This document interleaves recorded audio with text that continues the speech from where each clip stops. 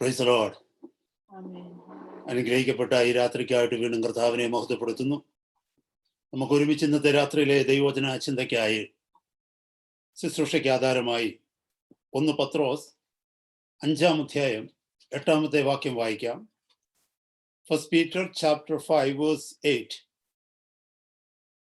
നിർമ്മതരായിരിക്കുവിൻ, ഉണർന്നിരിക്കുവിൻ, നിങ്ങളുടെ പ്രതിയോഗിയായ പിശാച് അലറുന്ന സിംഹം എന്ന പോലെ ആരെ വിഴുങ്ങേണ്ടു എന്ന് തിരഞ്ഞ് ചുറ്റി നടക്കുന്നു.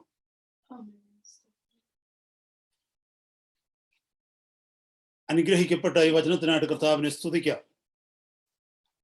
ദൈവസഭയോട്, ദൈവജനത്തോട് ഉള്ള പരിശുദ്ധാത്മാവിന്റെ ഒരു മുന്നറിയിപ്പാണ് പത്രോസിന്റെ ലേഖനത്തിലൂടെ നാം വായിച്ചു കേട്ട ഈ വേദഭാഗം. ദൈവജനമേ, ഈ ലോകത്തിലേക്ക് നമ്മൾ നോക്കിയാൽ ജയിക്കുന്നവരെ ആദരിക്കുന്ന ഒരു ലോകമാണ് നാം ജീവിക്കുന്ന ഈ ലോകം.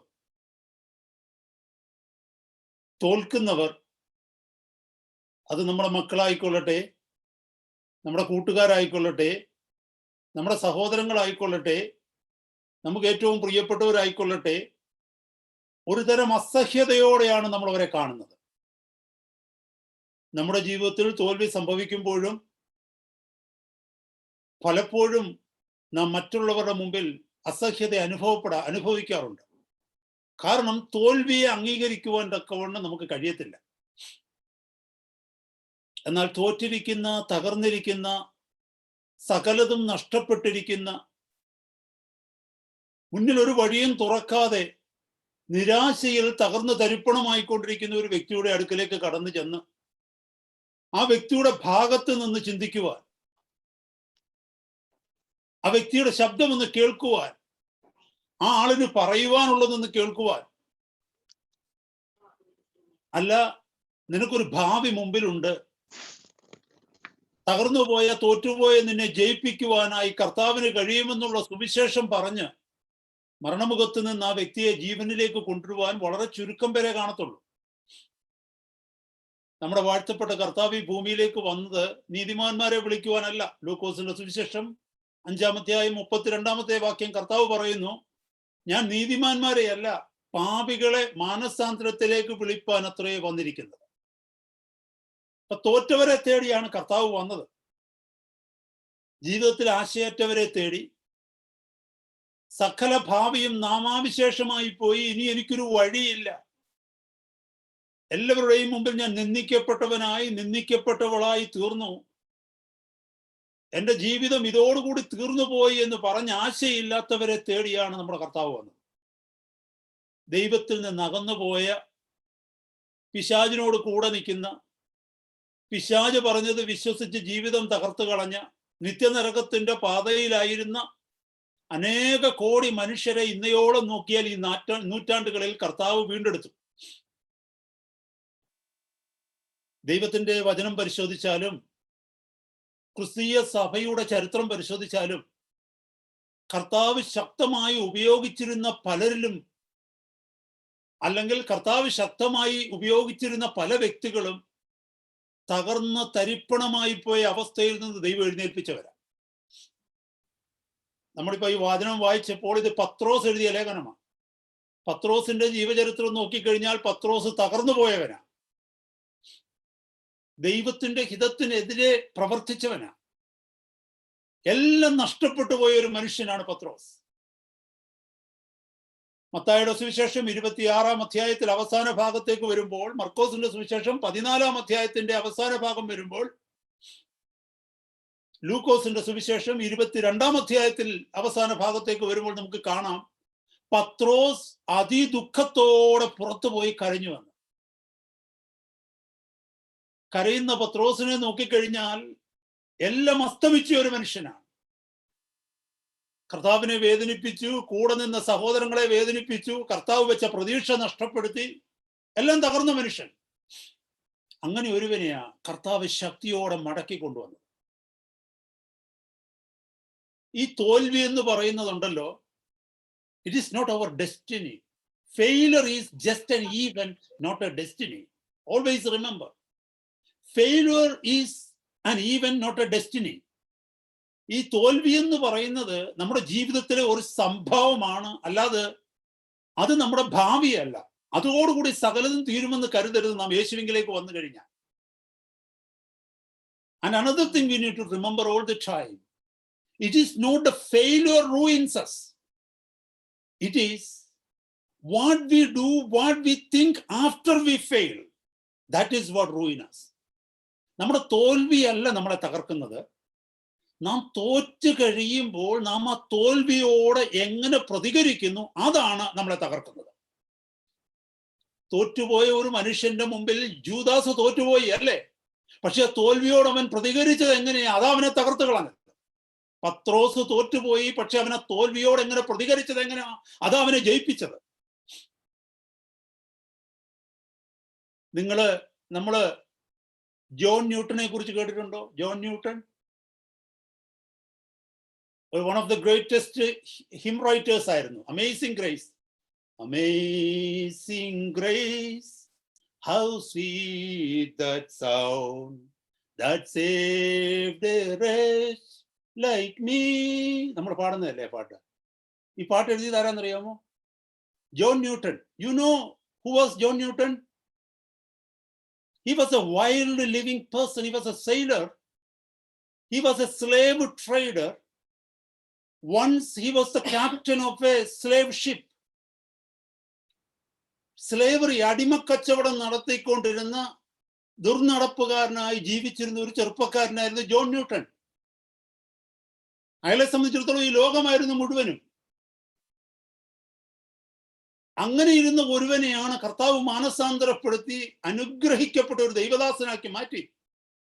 He was a pastor, he was a godly pastor, and God used him to write many hymns. അനേക സ്തുതിഗീതങ്ങൾ എഴുതുവാൻ തക്കവണ്ണം കർത്താവ് മനുഷ്യനെ ശക്തനായി ഉപയോഗിച്ചു പിൽക്കാലത്ത്. എന്നെ കേൾക്കുന്ന സഹോദരങ്ങളെ, ഏതവസ്ഥയിൽ നാം തോറ്റുപോയെന്ന് പറഞ്ഞാലും, ജീവിതം മുഴുവനും നാം നശിപ്പിച്ചു കളഞ്ഞെന്ന് പറഞ്ഞാലും, ഇത്രയും വർഷങ്ങൾ ഞാൻ വേസ്റ്റാക്കി എന്നൊരു തോന്നൽ നമ്മുടെ ജീവിതത്തിലുണ്ടെങ്കിലും, കർത്താവിങ്കിലേക്കൊന്ന് മടങ്ങി വരുവാൻ നമുക്ക് കഴിഞ്ഞാൽ, കർത്താവിന് വേണ്ടി നമ്മുടെ ഹൃദയം ഒന്ന് തുറക്കുവാൻ കർത്താവിന് കഴിഞ്ഞാൽ, കർത്താവെ, പൊട്ടിപ്പൊളിഞ്ഞുപോയ ഒരു പാത്രമാണ് ഞാൻ, എല്ലാവരും തള്ളിക്കളഞ്ഞ, ആർക്കും ഉപയോഗിക്കുവാൻ തക്കവണ്ണം കഴിയാത്ത, ഉപയോഗശൂന്യമായി തീർന്ന ഒരു പാത്രമാണ് ഞാൻ. അങ്ങക്ക് ഇതിനെ പുതുക്കിപ്പണിയുവാൻ കഴിയുമെങ്കിൽ കർത്താവെ, പണിന്താട്ട് എന്നുള്ള കണ്ണുനീരോടെ സമർപ്പണത്തോടെ കർത്താവിന്റെ സന്നിധിയിലേക്ക് വരികയാണെങ്കിൽ തീർച്ചയായിട്ടും അനുഗ്രഹിക്കപ്പെട്ട ഒരു പാത്രമായി, അനേകർക്ക് നന്മ ചെയ്യുവാൻ, അനേകർക്ക് ഉപകരിക്കുന്ന ഒരു പാത്രമാക്കി കർത്താവിന് നമ്മളെ മാറ്റുവാനായിട്ട് കഴിയും. ഇന്നത്തെ രാത്രിയിലെ മെസ്സേജ് അതാണ്. തോറ്റുപോയവർക്ക്, തകർന്നു പോയവർക്ക് കർത്താവ് കൊടുക്കുന്ന പ്രത്യാശ. ഒരു വിശ്വാസി വീഴുവാനുള്ള കാരണങ്ങൾ എന്തൊക്കെയാണ്? പത്രോസിന്റെ ജീവിതത്തിലൂടെ നമ്മളൊന്ന് പഠിക്കാൻ പോകുകയാണ്. പത്രോസിന്റെ ജീവിതത്തിന്റെ അനുഭവ സാക്ഷ്യമാണ് 1 പത്രോസ് 5:8 നമ്മൾ വായിച്ചു കേട്ടത്. നിർമ്മതരായിരിപ്പിൻ, ഉണർന്നിരിപ്പിൻ, നിങ്ങളുടെ പ്രതിയോഗിയായ പിശാച് ആരെ വിഴുങ്ങേണ്ടു എന്ന് ചുറ്റിത്തിരിഞ്ഞു നടക്കുന്നു. തന്റെ ജീവിതത്തിൽ സംഭവിച്ചതാണ്, തന്നെ വിഴുങ്ങിയതാണ് പിശാച്. അതുകൊണ്ട് ദൈവസഭയോട്, തന്റെ സഹോദരങ്ങളോട് പത്രോസ് സ്വന്തം അനുഭവത്തിൽ നിന്നുകൊണ്ട് പറയുകയാണ്, നിങ്ങൾ നിർമ്മതരായിരിക്കണം, നിങ്ങൾ ഉണർന്നിരിക്കണം. കാരണം നിങ്ങളുടെ പിന്നാലെ ഒരു ശത്രുവുണ്ട്. നിങ്ങളെ വിഴുങ്ങുവാൻ തക്കവണ്ണം, നിങ്ങളെ തകർക്കുവാൻ തക്കവണ്ണം നിങ്ങളുടെ പിന്നാലെ വരുന്ന ഒരു ശത്രു. നാം ഈ കേൾക്കുന്ന കാര്യങ്ങളിൽ ഈ പത്രോസിന്റെ ജീവിതമൊക്കെ പഠിക്കുമ്പോൾ അതിൽ നിന്നൊരു കാര്യം മനസ്സിലാക്കാം. ആത്മീയമായി എത്ര ഉന്നതനാണെന്ന് തോന്നിയാലും, കർത്താവിനെ എത്ര അടുത്തറിഞ്ഞവനാണെന്ന് തോന്നിയാലും, കർത്താവിനോട് കൂടെ വസിച്ചവനാണെന്ന് തോന്നിയാലും, കർത്താവിനാൽ അനുഗ്രഹിക്കപ്പെട്ടവനാണ്, കർത്താവിനാൽ അധികാരം ലഭിച്ചവരാണ്, കർത്താവ് അപ്പോസ്തലനായി മാറ്റിയവനാണെന്ന് പറഞ്ഞാലും, വീഴ്ച എന്ന് പറയുന്നത്, ഫെയിലിയർ എന്ന് പറയുന്നത്, it is possible. Even a great saint can fall if you don't take care of ourselves. If you don't pay attention to the warning of the Lord. ദൈവം തരുന്ന മുന്നറിയിപ്പുകൾക്ക് ചെവി കൊടുത്തില്ലെങ്കിൽ, കർത്താവിന്റെ പരിശുദ്ധ വചനത്തിന് കീഴ്പ്പെടുന്നില്ലെങ്കിൽ, ദൈവത്തിന്റെ പരിശുദ്ധാത്മാവിനെ അനുസരിച്ച് ജീവിക്കുന്നില്ലെങ്കിൽ, യേശുവിനോട് കൂടെ വ്യക്തിപരമായ ഒരു കൂട്ടായ്മയിൽ അനുദിനം അനുനിമിഷം കഴിഞ്ഞില്ലെങ്കിൽ, എത്ര വലിയ ആത്മീയനാണെന്ന് പറയുന്ന വ്യക്തിയും വീണുപോകുവാൻ തക്കവണ്ണം സാധ്യതയുണ്ട് എന്നുള്ള കാര്യം നമ്മൾ മറന്നു പോകരുത്. പത്രോസിന്റെ ജീവിതത്തിലേക്ക് ഒന്ന് നോക്കിക്കേ. പത്രോസ് ഈ ലൂക്കോസിന്റെ സുവിശേഷം 5-ാം അധ്യായത്തിലേക്ക് വന്നാൽ ആ 5-ാം അധ്യായത്തിന്റെ ആദ്യ ഭാഗത്തിൽ ഒരു വലിയ മീൻപിടുത്തം നമുക്ക് കാണുവാനായിട്ട് കഴിയും. That was the first time Peter was meeting with the Lord. കർത്താവുമായി കണ്ടുമുട്ടുന്ന ആദ്യത്തെ കൂടിക്കാഴ്ചയാണ്. അവിടെ ഒരു വലിയ മീൻപിടുത്തം സംഭവിക്കുന്നു. തന്റെ പടകിൽ മീൻ നിറയുന്നത് കണ്ടുകൊണ്ട് പത്രോസ് കർത്താവിന്റെ കാൽക്കൽ വീണുകൊണ്ട് പറയുന്നു, ഹല്ലേലൂയ, കർത്താവേ, പാപിയായ എന്നെ വിട്ടു പോകണമേ. So there Peter was acknowledging that he was a sinful man. He was a sinner. And he was acknowledging that he was the Lord. Jesus Christ was the Lord. യേശു കർത്താവാണെന്നും താനൊരു പാപിയാണെന്നും ആ സംഭവത്തിൽ പത്രോസ് പറയുകയാണ്. അപ്പൊ വളരെ വ്യക്തമായിട്ട് മനസ്സിലാക്കണം. ഞാൻ ആദ്യം പറഞ്ഞതുപോലെ വലിയവനായ ഒരു വ്യക്തിയും ഒരു പക്ഷേ വീണുപോകുവാൻ സാധ്യതയുണ്ട്. അതിന് തെളിവാണ് പത്രോസിന്റെ വീഴ്ച. നമ്മൾ ഒരിക്കലും കരുതരുത് പത്രോസ് അറിവില്ലായ്മയിലാണ് വീണുപോയതെന്ന്. നോ, പത്രോസ് അറിഞ്ഞിട്ട് തന്നെയാണ് വീണത്. താൻ പാപിയാണെന്നുള്ള ബോധ്യവും യേശു തന്റെ രക്ഷകനാണെന്നുള്ള ബോധ്യവും പത്രോസിന് നന്നായിട്ട് അറിയാം. അത് മാത്രമല്ല, കഴിഞ്ഞ ആഴ്ച നമ്മൾ ധ്യാനിച്ച വചനത്തിൽ യോഹന്നാന്റെ സുവിശേഷം 6-ാം അധ്യായത്തിൽ നമ്മൾ താഴേക്ക് വായിച്ചു വന്ന 68-69 വാക്യങ്ങളിലേക്ക് വന്നപ്പോൾ നമുക്ക് മനസ്സിലായി എല്ലാവരും കർത്താവിനെ വിട്ടു പോയി. കർത്താവിന്റെ വചനം കഠിനമായ വചനമാണെന്നും അവിടുത്തെ പഠിപ്പിക്കലുകൾ ഇറ്റ് വാസ് ഹാർഡ് ടീച്ചിങ്, പഠിപ്പിക്കലുകൾ കഠിനമായ പഠിപ്പിക്കലാണെന്നും പറഞ്ഞുകൊണ്ട് ആയിരക്കണക്കിന് മനുഷ്യർ യേശുവിനെ വിട്ടുപോയപ്പോൾ യേശുവിനോട് കൂടെ നിന്ന 12 പേരിൽ പ്രമുഖനായിരുന്നു പത്രോസ്. പത്രോസിന്റെ വായിൽ നിന്ന് കേട്ട വാക്കുകൾ കഴിഞ്ഞ ആഴ്ച നമ്മൾ ധ്യാനിച്ചു. എന്താണെന്നറിയാമോ? യേശു കർത്താവ് പറഞ്ഞു, വേണമെങ്കിൽ നിങ്ങൾക്കും എന്നെ വിട്ടുപോകാം എന്ന് 12 പേരോട് പറഞ്ഞപ്പോൾ അവിടെ പത്രോസാണ് സംസാരിച്ചത്. നിന്നെ വിട്ട് ഞങ്ങൾ എവിടെ പോകും? Lord, where can we go? I know that you are the Lord. നിന്നെ വിട്ട് ഞങ്ങൾ എവിടെ പോകും? നിത്യജീവന്റെ മൊഴികൾ നിന്റെ പക്കലുണ്ട്. ഇതൊക്കെ കാണിക്കുന്നത് എന്താണെന്നറിയാമോ? Truly, Peter was a great man of God. Truly, Peter knew who he was. താൻ ആരാണെന്നും യേശു ആരാണെന്നും നന്നായി അറിഞ്ഞവനായിരുന്നു പത്രോസ്. നന്നായി ഗ്രഹിച്ചവനായിരുന്നു പത്രോസ്. എന്നെ കേൾക്കുന്ന സഹോദരങ്ങളെ, നന്നായി കർത്താവിനെ ഗ്രഹിച്ച പലരുമാണ് വീഴുന്നത്. നന്നായി വചനം പ്രസംഗിക്കുന്ന പലരുമാണ് വീഴുന്നത്. നന്നായി ദൈവവചനം പഠിപ്പിക്കുന്ന പലരുമാണ് വീഴുന്നത്. നന്നായി ഉപവസിക്കുന്ന പലരുമാണ് വീഴുന്നത്. കാരണം എന്താണെന്നറിയാമോ? Praise God. ഇന്ന് രാത്രി ആ കാരണങ്ങളെ കുറിച്ച് നമ്മളൊന്ന് കേൾക്കാനായിട്ട് പോവുകയാണ്. Praise God. നമ്മൾ മനസ്സിലാക്കേണ്ട ഒരു സത്യം എന്താണെന്ന് ചോദിച്ചാൽ, പത്രോസിന് വ്യക്തമായിട്ട് അറിയാമായിരുന്നു താൻ കർത്താവിനാൽ തിരഞ്ഞെടുക്കപ്പെട്ട ദൈവത്തിന്റെ ദാസനാണെന്ന്. താൻ അപ്പോസ്തലന്മാരിൽ പ്രമുഖനാണെന്ന് പത്രോസിന് അറിയാമായിരുന്നു. എന്നാൽ ചില സന്ദർഭങ്ങളിൽ പ്രലോഭനങ്ങളുടെ മുമ്പിൽ താൻ വന്നു കഴിഞ്ഞപ്പോൾ താൻ അത് മറന്നുപോയി. താൻ തന്നിൽ തന്നെ ആശ്രയിച്ചു.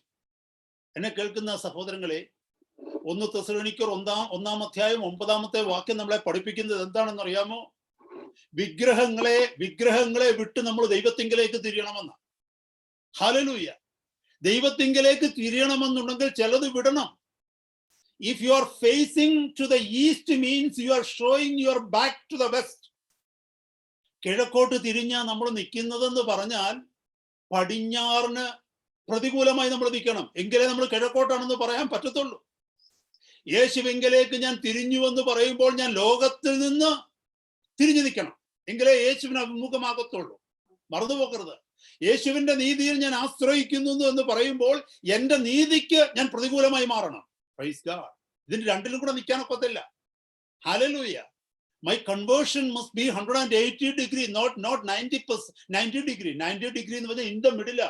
രണ്ടു വശത്തോട്ട് നോക്കാൻ പറ്റും, രണ്ടു വശവും അനുഭവിക്കാൻ പറ്റും. അനേക വിശ്വാസികൾ ഇന്ന് ചെയ്യുന്നതാ, നടുക്ക് നിൽക്കുക. ലോകത്തിലാണോന്ന് ചോദിച്ചാൽ അതല്ല, ദൈവത്തിലാണോന്ന് ചോദിച്ചാൽ അതുമല്ല. ഇതിന്റെ മധ്യത്തിൽ നിൽക്കുക. സമയം കിട്ടുമ്പോൾ ലോകം, സമയം കിട്ടുമ്പോൾ സഭ. അതല്ല, 180 ഡിഗ്രി ചേഞ്ച് ആയിരിക്കണം നമ്മുടെ ജീവിതത്തിൽ നമുക്ക് ഉണ്ടാകേണ്ടത്. കാരണം അവിടെ അതാണ് പറയുന്നത്. when we say that I am to God, I must be turning my back onto the world. Praise God. അത് മറന്നു പോകരുത്. ദൈവത്തിന്റെ വചനം ഒരു ക്രിസ്തീയ ജീവിതം ആരംഭിക്കുന്നത് മാനസാന്തരത്തിലും വിശ്വാസത്തിലുമാണ്. ക്രിസ്തീയ ജീവിതം ആരംഭിക്കുന്നത് മാനസാന്തരത്തിലും വിശ്വാസത്തിലുമാണെങ്കിൽ ക്രിസ്തീയ ജീവിതം നടക്കേണ്ടുന്നതും മാനസാന്തരത്തിലും വിശ്വാസത്തിലുമായിരിക്കണം. ആ ക്രിസ്തീയ ജീവിതം അവസാനിക്കുന്നതും മാനസാന്തരത്തിലും വിശ്വാസത്തിലുമായിരിക്കണം. മാനസാന്തരം എന്ന് പറയുന്നത് പണ്ടെങ്ങോ നടന്ന ഒരു കാര്യമാകരുത്, അനുദിനം നടന്നുകൊണ്ടിരിക്കുന്നയാ. ഞാനൊരു ദൈവ പൈതലാണെന്നുള്ളതിന്റെ തെളിവ് എന്താണെന്നറിയാമോ സഹോദരങ്ങളെ? ഞാൻ വീണ്ടും ജനനം പ്രാപിച്ചവനാണെന്നുള്ളതിന്റെ തെളിവ്, what is the mark that my conversion was true and genuine? Because I had repented once and I am repenting now. That is what it is. ഒരിക്കൽ ഞാൻ മാനസാന്തരപ്പെട്ടു, എന്റെ കഴിഞ്ഞകാല പാപങ്ങളെ ഓർത്ത്. ഇന്ന് ഞാൻ മാനസാന്തരപ്പെട്ടുകൊണ്ടിരിക്കുന്നു, കർത്താവിന്റെ കുറവുകളെ കാണിച്ചു തന്നുകൊണ്ടിരിക്കുമ്പോൾ. ഇതാണ് ക്രിസ്തീയ ജീവിതത്തിന്റെ വളർച്ച. Praise God. നമ്മൾ ഒരിക്കലും അത് മറന്നു പോകരുത് സഹോദരങ്ങളെ. ക്രിസ്തീയ ജീവിതത്തിന്റെ വളർച്ച എന്ന് പറയുന്ന അനുദിന മാനസാന്തരമാണ്. ഇന്നലെ വന്നവരെ നോക്കി തലവ് hallelujah. You know, we can't look down on people who have joined the church yesterday. They may be junior. We know much more than what they know. അവർക്ക് അറിയാവുന്നതിനേക്കാൾ കൂടുതൽ നമുക്കറിയാം. അവർ കേട്ടതിനേക്കാൾ കൂടുതൽ കർത്താവിനെ കേട്ടിട്ടുണ്ട്. അവരുടെ ജീവിതത്തിൽ ഉണ്ടായ അനുഭവങ്ങളെക്കാൾ കൂടുതൽ കർത്താവ് നമ്മുടെ ജീവിതത്തിൽ അനുഭവങ്ങൾ തന്നിട്ടുണ്ട്. അതുകൊണ്ട് പലപ്പോഴും ആത്മീയമായി നോക്കുമ്പോൾ അവരെക്കാൾ പക്വത നമുക്ക് കൂടുതൽ ഉണ്ടെന്ന് നമുക്ക് തോന്നിയേക്കാം. എന്നാൽ ഒരു കാര്യം മറന്നു പോകരുത്, അവര് മാനസാന്തരപ്പെട്ടതുപോലെ നാമും മാനസാന്തരപ്പെട്ടുകൊണ്ടിരിക്കണം. കാരണം എന്താണെന്നറിയാമോ? ഇന്നലെ ഞാൻ എന്റെ ജീവിതത്തിൽ കണ്ട കുറവുകളല്ല കർത്താവ് ഇന്ന് എന്നെ കാണിക്കുന്ന കുറവുകൾ. ഞാൻ കർത്താവിനോട് ചേർന്നിരിക്കുമ്പോൾ, കർത്താവിനോട് സംസാരിക്കുമ്പോൾ, കർത്താവിന്റെ ശബ്ദം കേൾക്കുമ്പോൾ അവിടുന്ന് എന്റെ കുറവുകളെ കാണിച്ചു തന്നുകൊണ്ടിരിക്കും. ഓരോ ദിവസവും എന്റെ കുറവുകളെ കാണിച്ചു തന്നുകൊണ്ടിരിക്കും. അപ്പോൾ every day I have the potential to be repenting. എന്നും മാനസാന്തരപ്പെടുവാനുള്ള പൊട്ടൻഷ്യൽ എന്റെ ജീവിതത്തിലുണ്ട്. Let's come to this point. How can a great man like Peter could fall? എങ്ങനെ ഇത്ര വലിയവനായ ഒരു മനുഷ്യനായ പത്രോസിന് തോൽക്കുവാൻ കഴിയും, വീഴുവാൻ കഴിയും? യേശുവിനെ അടുത്തറിഞ്ഞവൻ, യേശുവിന്റെ അടുത്ത് കടന്നുറങ്ങിയവൻ, യേശുവിന്റെ അത്ഭുതങ്ങൾക്ക് സാക്ഷി നിന്നവൻ, യേശുവിന്റെ തിരുവചനത്തെ കേട്ടുപഠിച്ചവൻ, കർത്താവിനാൽ പേർ ചൊല്ലി വിളിക്കപ്പെട്ടവൻ, അപ്പോസ്തലത്വത്തിലേക്ക് കർത്താവ് ഉയർത്തിയവൻ, ഇത്ര വലിയവനായ ഒരു മനുഷ്യന്, ഇത്ര ശ്രേഷ്ഠനായ ഒരു മനുഷ്യന്, ഇത്ര ആത്മീയനായ ഒരു മനുഷ്യന് എങ്ങനെ വീഴുവാൻ കഴിയും? സഹോദരങ്ങളെ, നമ്മുടെ ചുറ്റുപാടും നോക്കിക്കേ. പലപ്പോഴും ഭവ്യതയോടെ ബഹുമാനത്തോടെ നമ്മൾ നോക്കിക്കണ്ട, ഒരു പക്ഷെ മാതൃകയായിട്ട് നമ്മൾ നോക്കിക്കണ്ട പലരും നമ്മുടെ മുമ്പിൽ വീഴുന്ന ചരിത്രം ഈ നാളുകളിൽ കാണുന്നില്ലേ? We learned a lot from them. We were learning from them. We were listening to them. We were looking up to them to know God. But we heard that they have fallen headlong down. 120 mile സ്പീഡിൽ ഓടിക്കൊണ്ടിരുന്ന ചിലര് പെട്ടെന്ന് തകർന്നു പോവുകയാ, പെട്ടെന്ന് വീണു പോവുകയാ. എന്താ സംഭവം? Always remember, my brother, my sisters, spiritual failure is not a blowout, sudden blowout. It starts with small leaks. Always നമ്മൾ മറന്നു പോകരുത്, ഈ സ്പിരിച്വൽ ബ്ലോ ഔട്ട് അല്ലെങ്കിൽ ആത്മീയ തകർച്ച എന്ന് പറയുന്ന, ആത്മീകമായിട്ടുള്ള ഇതിൽ നിന്നുള്ള സ്ഫോടനം എന്ന് പറയുന്നത് പെട്ടെന്ന് സംഭവിക്കുന്നതല്ല. നമുക്കറിയാം, നാട്ടിലെ ഡാമുകളൊക്കെ അറിയാം, വലിയ ഡാമുകളൊക്കെ നമുക്കറിയാം. ഈ ഡാമുകളൊക്കെ പൊട്ടുക എന്ന് പറയുന്നത് പെട്ടെന്ന് പൊട്ടുന്നതല്ല. ആദ്യം അതിനൊരു ക്രാക്ക് വീഴും, ചെറിയ ചോർച്ച ഉണ്ടാകും അതിനകത്ത്. ആ ചോർച്ച ട്രീറ്റ് ചെയ്തില്ലെങ്കിൽ, ആ വിള്ളലുകൾ അടച്ചില്ലെങ്കിൽ, it is just a matter of time. One day it will explode. ഒരു നാളിൽ അത് പൊട്ടിത്തെറിക്കും. ഈ വീണവരുടെ ജീവിതത്തിലേക്ക് ഒന്ന് നോക്കിക്കഴിഞ്ഞാൽ, സുസൂക്ഷ്മം ഒന്ന് പരിശോധിച്ചു കഴിഞ്ഞാൽ, ആ വീഴ്ചകൾ തുടങ്ങിയത് വർഷങ്ങൾക്ക് മുമ്പ് അത് തുടങ്ങി. അവർ മറ്റുള്ളവരെ പഠിപ്പിക്കുവാൻ തക്കവണ്ണം ശ്രമിച്ചുകൊണ്ടിരുന്നു, മറ്റുള്ളവരോട് പ്രസംഗിക്കുവാൻ തക്കവണ്ണം ശ്രമിച്ചുകൊണ്ടിരുന്നു, മറ്റുള്ളവരോട് സുവിശേഷം അറിയിക്കുവാൻ തക്കവണ്ണം വ്യഗ്രതയുണ്ടായി. എന്നാൽ തങ്ങൾ പഠിപ്പിക്കുന്ന വചനത്തോട് തങ്ങളുടെ ജീവിതത്തെ താരതമ്യം ചെയ്യുവാൻ അവർക്ക് കഴിഞ്ഞില്ല. In their heart they were never judging themselves, but they were judging other people. മറന്നു പോകരുത് സഹോദരങ്ങളെ. ഹല്ലേലൂയ. തങ്ങൾ പഠിപ്പിക്കുന്ന വചനം കൊണ്ട് തങ്ങളെ തന്നെ ജഡ്ജ് ചെയ്യുവാൻ അവർക്ക് കഴിഞ്ഞില്ല. പിന്നെയോ അവർ പ്രസംഗിക്കുന്ന വചനങ്ങൾ കൊണ്ട് അവർ മറ്റുള്ളവരെ ജഡ്ജ് ചെയ്തുകൊണ്ടിരുന്നു. It started long ago. കാലങ്ങൾക്ക് മുമ്പേ അത് തുടങ്ങി. Praise the Lord. Hallelujah. They had a superficial spirituality externally. They were trying to keep up their image before the society. ജനങ്ങളുടെ മുമ്പിൽ, സമൂഹത്തിന്റെ മുമ്പിൽ തങ്ങളുടെ ഇമേജ് ഉയർത്തിക്കാട്ടുക മാത്രമായിരുന്നു അവരുടെ ഉദ്ദേശ്യം. അതിനകത്ത് കുറവ് വരാതിരിപ്പാൻ തക്കവണ്ണം അവർ പലതും ചെയ്തു. എന്നാൽ ഹല്ലേലൂയ, തങ്ങളുടെ ജീവിതത്തിന്റെ ഉള്ളിൽ പാപത്തെ ജഡ്ജ് ചെയ്യുവാൻ, തങ്ങളുടെ ഹൃദയത്തെ ജഡ്ജ് ചെയ്യുവാൻ, തങ്ങളുടെ ജീവിതത്തെ നോക്കുവാൻ തക്കവണ്ണം അവർക്ക് കഴിഞ്ഞില്ല എന്നുള്ളത് വളരെ വ്യക്തമായിട്ട് നമുക്ക് മനസ്സിലാക്കുവാനായിട്ട് കഴിയും. ഈ അഡൾട്ടറി എന്ന് പറയുന്നുണ്ടല്ലോ, ഈ വ്യഭിചാരം എന്നൊക്കെ പറയുന്നതുണ്ടല്ലോ, it is not something all of a sudden happening externally. പുറത്ത് പെട്ടെന്ന് സംഭവിക്കുന്നതല്ല ഈ വ്യഭിചാരമെന്നോ അല്ലെങ്കിൽ അങ്ങനത്തെ ആ രീതിയിലുള്ള കാര്യങ്ങളെന്ന് പറയുന്നത്. മർക്കോസിന്റെ സുവിശേഷം 7-ാം അധ്യായത്തിന്റെ 21 മുതലുള്ള വാക്യങ്ങൾ പരിശോധിച്ചാൽ അവിടെ പറയുന്നുണ്ട്, adultery starts in the mind first. Adultery എന്ന് പറയുന്നത്, വ്യഭിചാരം എന്ന് പറയുന്നത് മനസ്സിലാണ് ആദ്യം ആരംഭിക്കുന്നത്. ദുർനടപ്പിന്റെ ചിന്ത, വ്യഭിചാര ചിന്ത, ജാരശങ്ക, ഇതൊക്കെ വരുന്നത് ആദ്യം മനസ്സിലാണ്. അതിനെ അവിടെയാണ് നമ്മൾ നിയന്ത്രിക്കേണ്ടത്. ജഡീക ചിന്ത നമ്മുടെ ഉള്ളിലേക്ക് വരുമ്പോൾ, ജഡം നമ്മളെ ഉത്തേജിപ്പിക്കുമ്പോൾ, അരുതാത്ത കാഴ്ചകൾ നമ്മൾ കാണുമ്പോൾ, ഹല്ലേലൂയ സ്തോത്രം, നാം ഓർക്കണമേ, നാം പിശാചിന്റെ കൈകളിൽ അകപ്പെട്ടുകൊണ്ടിരിക്കുകയാണ്.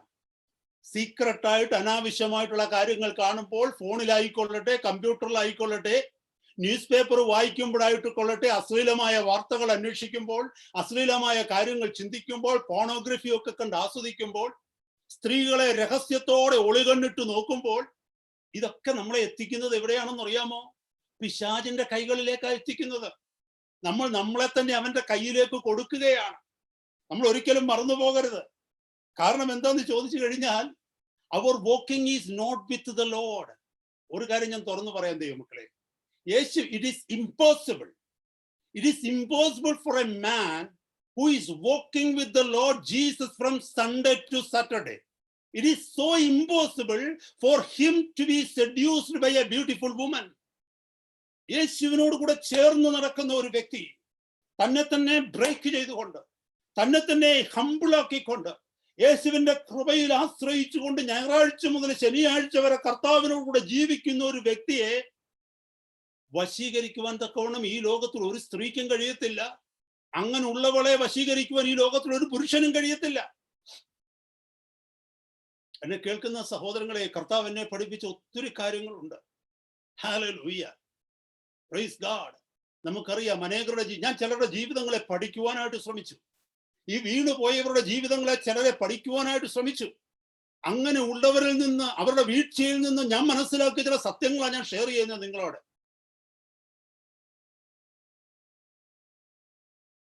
സ്വന്തം ഭാര്യയുടെ കൂടെ അല്ലാതെ ഒരു പരസ്ത്രീയുടെ കൂടെ കൊഞ്ചിക്കുഴയുകയും അവരുടെ കൂടെ മാറി നിന്ന് സംസാരിക്കുകയും, ഓ ക്രിസ്തുവിൽ എൻ്റെ സഹോദരിയാണെന്നും പറഞ്ഞ് ഹഗ് ചെയ്യുകയും ഒക്കെ ചെയ്യുമ്പോൾ എന്താ സംഭവിക്കുന്നത്? Do you really say that you are innocent when you are doing such things? Or is there a lust in the deepest part of your heart and you are fulfilling the lust through that action, pretending that you are innocent? I tell you, my brother, my sister, you may be a man, you may be a pastor preaching in the church, you may be a pastor taking Bible classes. ലോകം അറിയപ്പെടുന്ന ഒരു ദൈവത്തിന്റെ ദാസനായിരിക്കാം. മറ്റുള്ളവര് hallelujah വീടിന്റെ മുമ്പിൽ വന്ന് Q നിൽക്കുന്നുണ്ടായിരിക്കാം ദൈവത്തിന്റെ ദൂതുകൾ കേൾക്കാൻ. എന്നാൽ രഹസ്യ ജീവിതത്തിൽ പാപത്തിന്റെ വഴികളിലാണ് നമ്മുടെ ചിന്തകളെങ്കിൽ, പാപത്തിന്റെ വഴികളിലാണ് നാം ആനന്ദിക്കുന്നതെങ്കിൽ,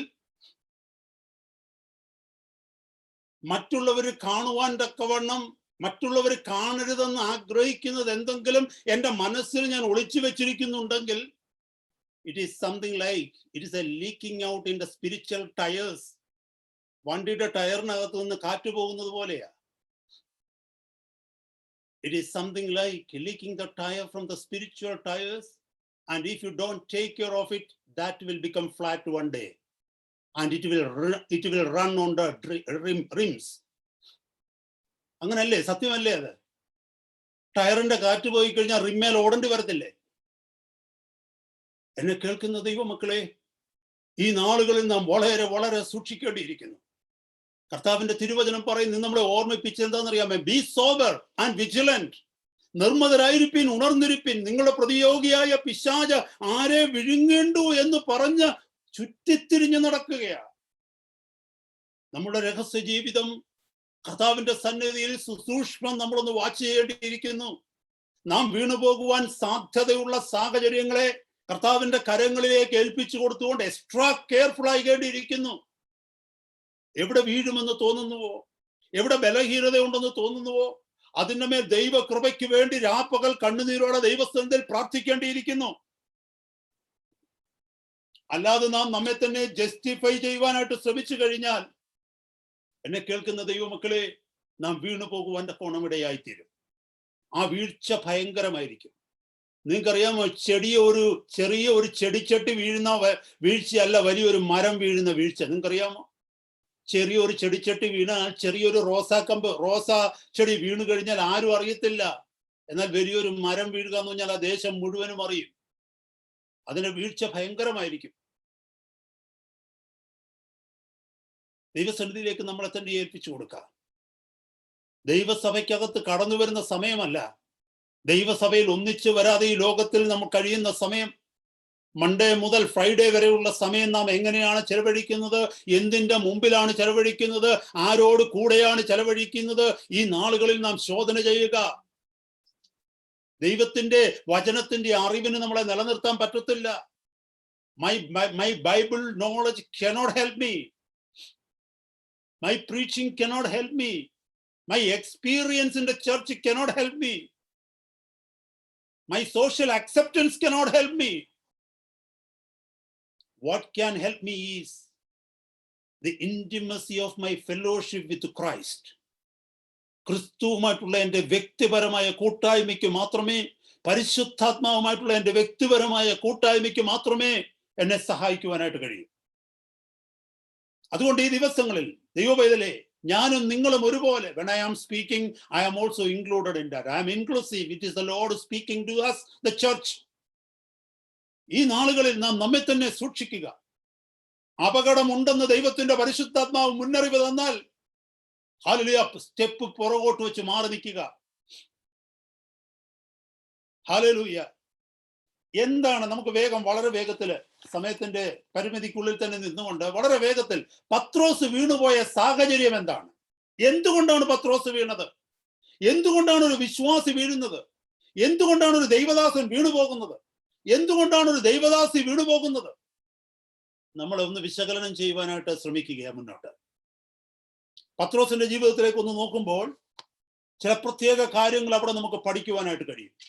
അതേ കാരണങ്ങൾ തന്നെയാണ് ഞാൻ വീണുപോയാൽ അതിന്റെ പിന്നിലുള്ള കാരണങ്ങളും, നിങ്ങൾ വീണുപോയാൽ അതിന്റെ പിന്നിലുള്ള കാരണങ്ങളും, നമ്മുടെ മുമ്പിൽ വീണുപോയ അനേക ദൈവദാസന്മാരുടെ ജീവിതത്തിൽ വന്ന കാരണവും ഇത് തന്നെയാണ്. It's all same. So it is better for us to meditate on these things and learn from the mistakes of others. Instead of judging them, let us learn from their faults. അവരുടെ വീഴ്ചയിൽ നിന്ന് നമുക്ക് പാഠങ്ങളെ പഠിക്കാം. അവരെ judge ചെയ്യുകയല്ല, അവരുടെ വീഴ്ചയിൽ നമുക്ക് പാഠങ്ങളെ പഠിക്കാം. What are the causes of spiritual failures? ആത്മീയ വീഴ്ചകളുടെ കാരണങ്ങൾ എന്തൊക്കെയാണ്? ഒന്ന്, not accepting hard teachings of scripture. Number one, not accepting hard teachings of the scripture. ദൈവവചനം കഠിനമായ ഭാഷയിൽ, ശക്തമായ ഭാഷയിൽ ചില കാര്യങ്ങൾ സംസാരിക്കുമ്പോൾ അത് ഏറ്റെടുക്കുവാൻ നമുക്ക് മനസ്സില്ലാതെ വരുന്നു. അത് വീഴ്ചയുടെ ആദ്യത്തെ പടിയാണ്. ദൈവം സംസാരിക്കുമ്പോൾ എൻ്റെ ഇഷ്ടം അനുസരിച്ച് സംസാരിക്കുക എന്ന് ഞാൻ വാശി പിടിക്കുക. അല്ലെങ്കിൽ എനിക്ക് ഉൾക്കൊള്ളുവാൻ കഴിയാത്തത്, എനിക്ക് അംഗീകരിക്കുവാൻ കഴിയാത്തത് ദൈവം സംസാരിക്കുമ്പോൾ ദൈവം സംസാരിച്ചതിനനുസരിച്ച് ഞാൻ മാറാതെ ഹല്ലേലൂയ, ഞാൻ അതിനോട് റിബല് ചെയ്ത് ദൈവസന്നിധിയിൽ നിന്ന് ഞാൻ മനഃപൂർവ്വം മാറിപ്പോകെ. ഇവിടെ നമുക്ക് ചില വചനങ്ങൾ ഞാനിന്ന് ശ്രദ്ധിച്ചിട്ടുണ്ട്, നോട്ട് ചെയ്തിട്ടുണ്ട്. മർക്കോസിന്റെ സുവിശേഷം 8-ാം അധ്യായം പഠിക്കുമ്പോൾ അവിടെ പത്രോസിനോട് കർത്താവ് ചില കാര്യങ്ങൾ, പത്രോസിനോടുള്ള ശിഷ്യന്മാരോട് പറയുന്നുണ്ട്.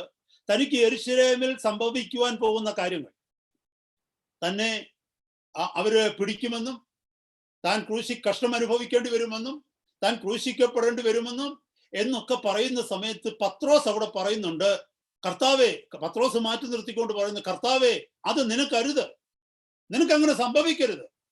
അവിടെ നമുക്ക് കാണുവാനായിട്ട് കഴിയും, കർത്താവ് അവനോട് പറയുന്നുണ്ട്, ഗെറ്റ് ബിഹൈൻഡ് മീ സേറ്റൻ, സാത്താനെ, എന്നെ വിട്ടുപോ. കാരണം എന്താണെന്നറിയാമോ? നീ ദൈവത്തിനുള്ളതല്ല മനുഷ്യർക്കുള്ളത് അത്രേ ചിന്തിക്കുന്നത്. അവിടെ എന്താ ദൈവത്തിനുള്ളതും മനുഷ്യർക്കുള്ളതും? നമ്മുടെ വാഴ്ത്തപ്പെട്ട കർത്താവ് വന്നത് എന്തിനാണെന്ന് 3 വർഷം കൊണ്ട് കർത്താവ് വരെ പഠിപ്പിച്ചിട്ടുണ്ട് ഓൾറെഡി. ഞാൻ വന്നത് ലോകത്തിന്റെ രക്ഷയ്ക്ക് വേണ്ടിയാണ്, മറ്റുള്ളവരുടെ പാപങ്ങൾക്ക് വേണ്ടി മരിക്കേണ്ടവനാണ് ഞാൻ ദൈവത്തിന്റെ കുഞ്ഞാടാണ്. അതല്ലേ കർത്താവിനെ മിനിസ്ട്രിയുടെ ആരംഭത്തിൽ തന്നെ യോഹന്നാൻ സ്നാപകൻ യേശുവിനെ നോക്കിക്കൊണ്ട് പറഞ്ഞ എന്തുവാ? ഇതാ ലോകത്തിന്റെ പാപങ്ങളെ വഹിക്കുന്ന ദൈവത്തിന്റെ കുഞ്ഞാട്. കർത്താവിന്റെ ശുശ്രൂഷയുടെ പ്രാരംഭ സമയത്ത് യോഹന്നാൻ സ്നാപകൻ പറഞ്ഞതാണ്, ലോകത്തിന്റെ പാപങ്ങളെ വഹിക്കുന്ന ദൈവത്തിന്റെ കുഞ്ഞാട്.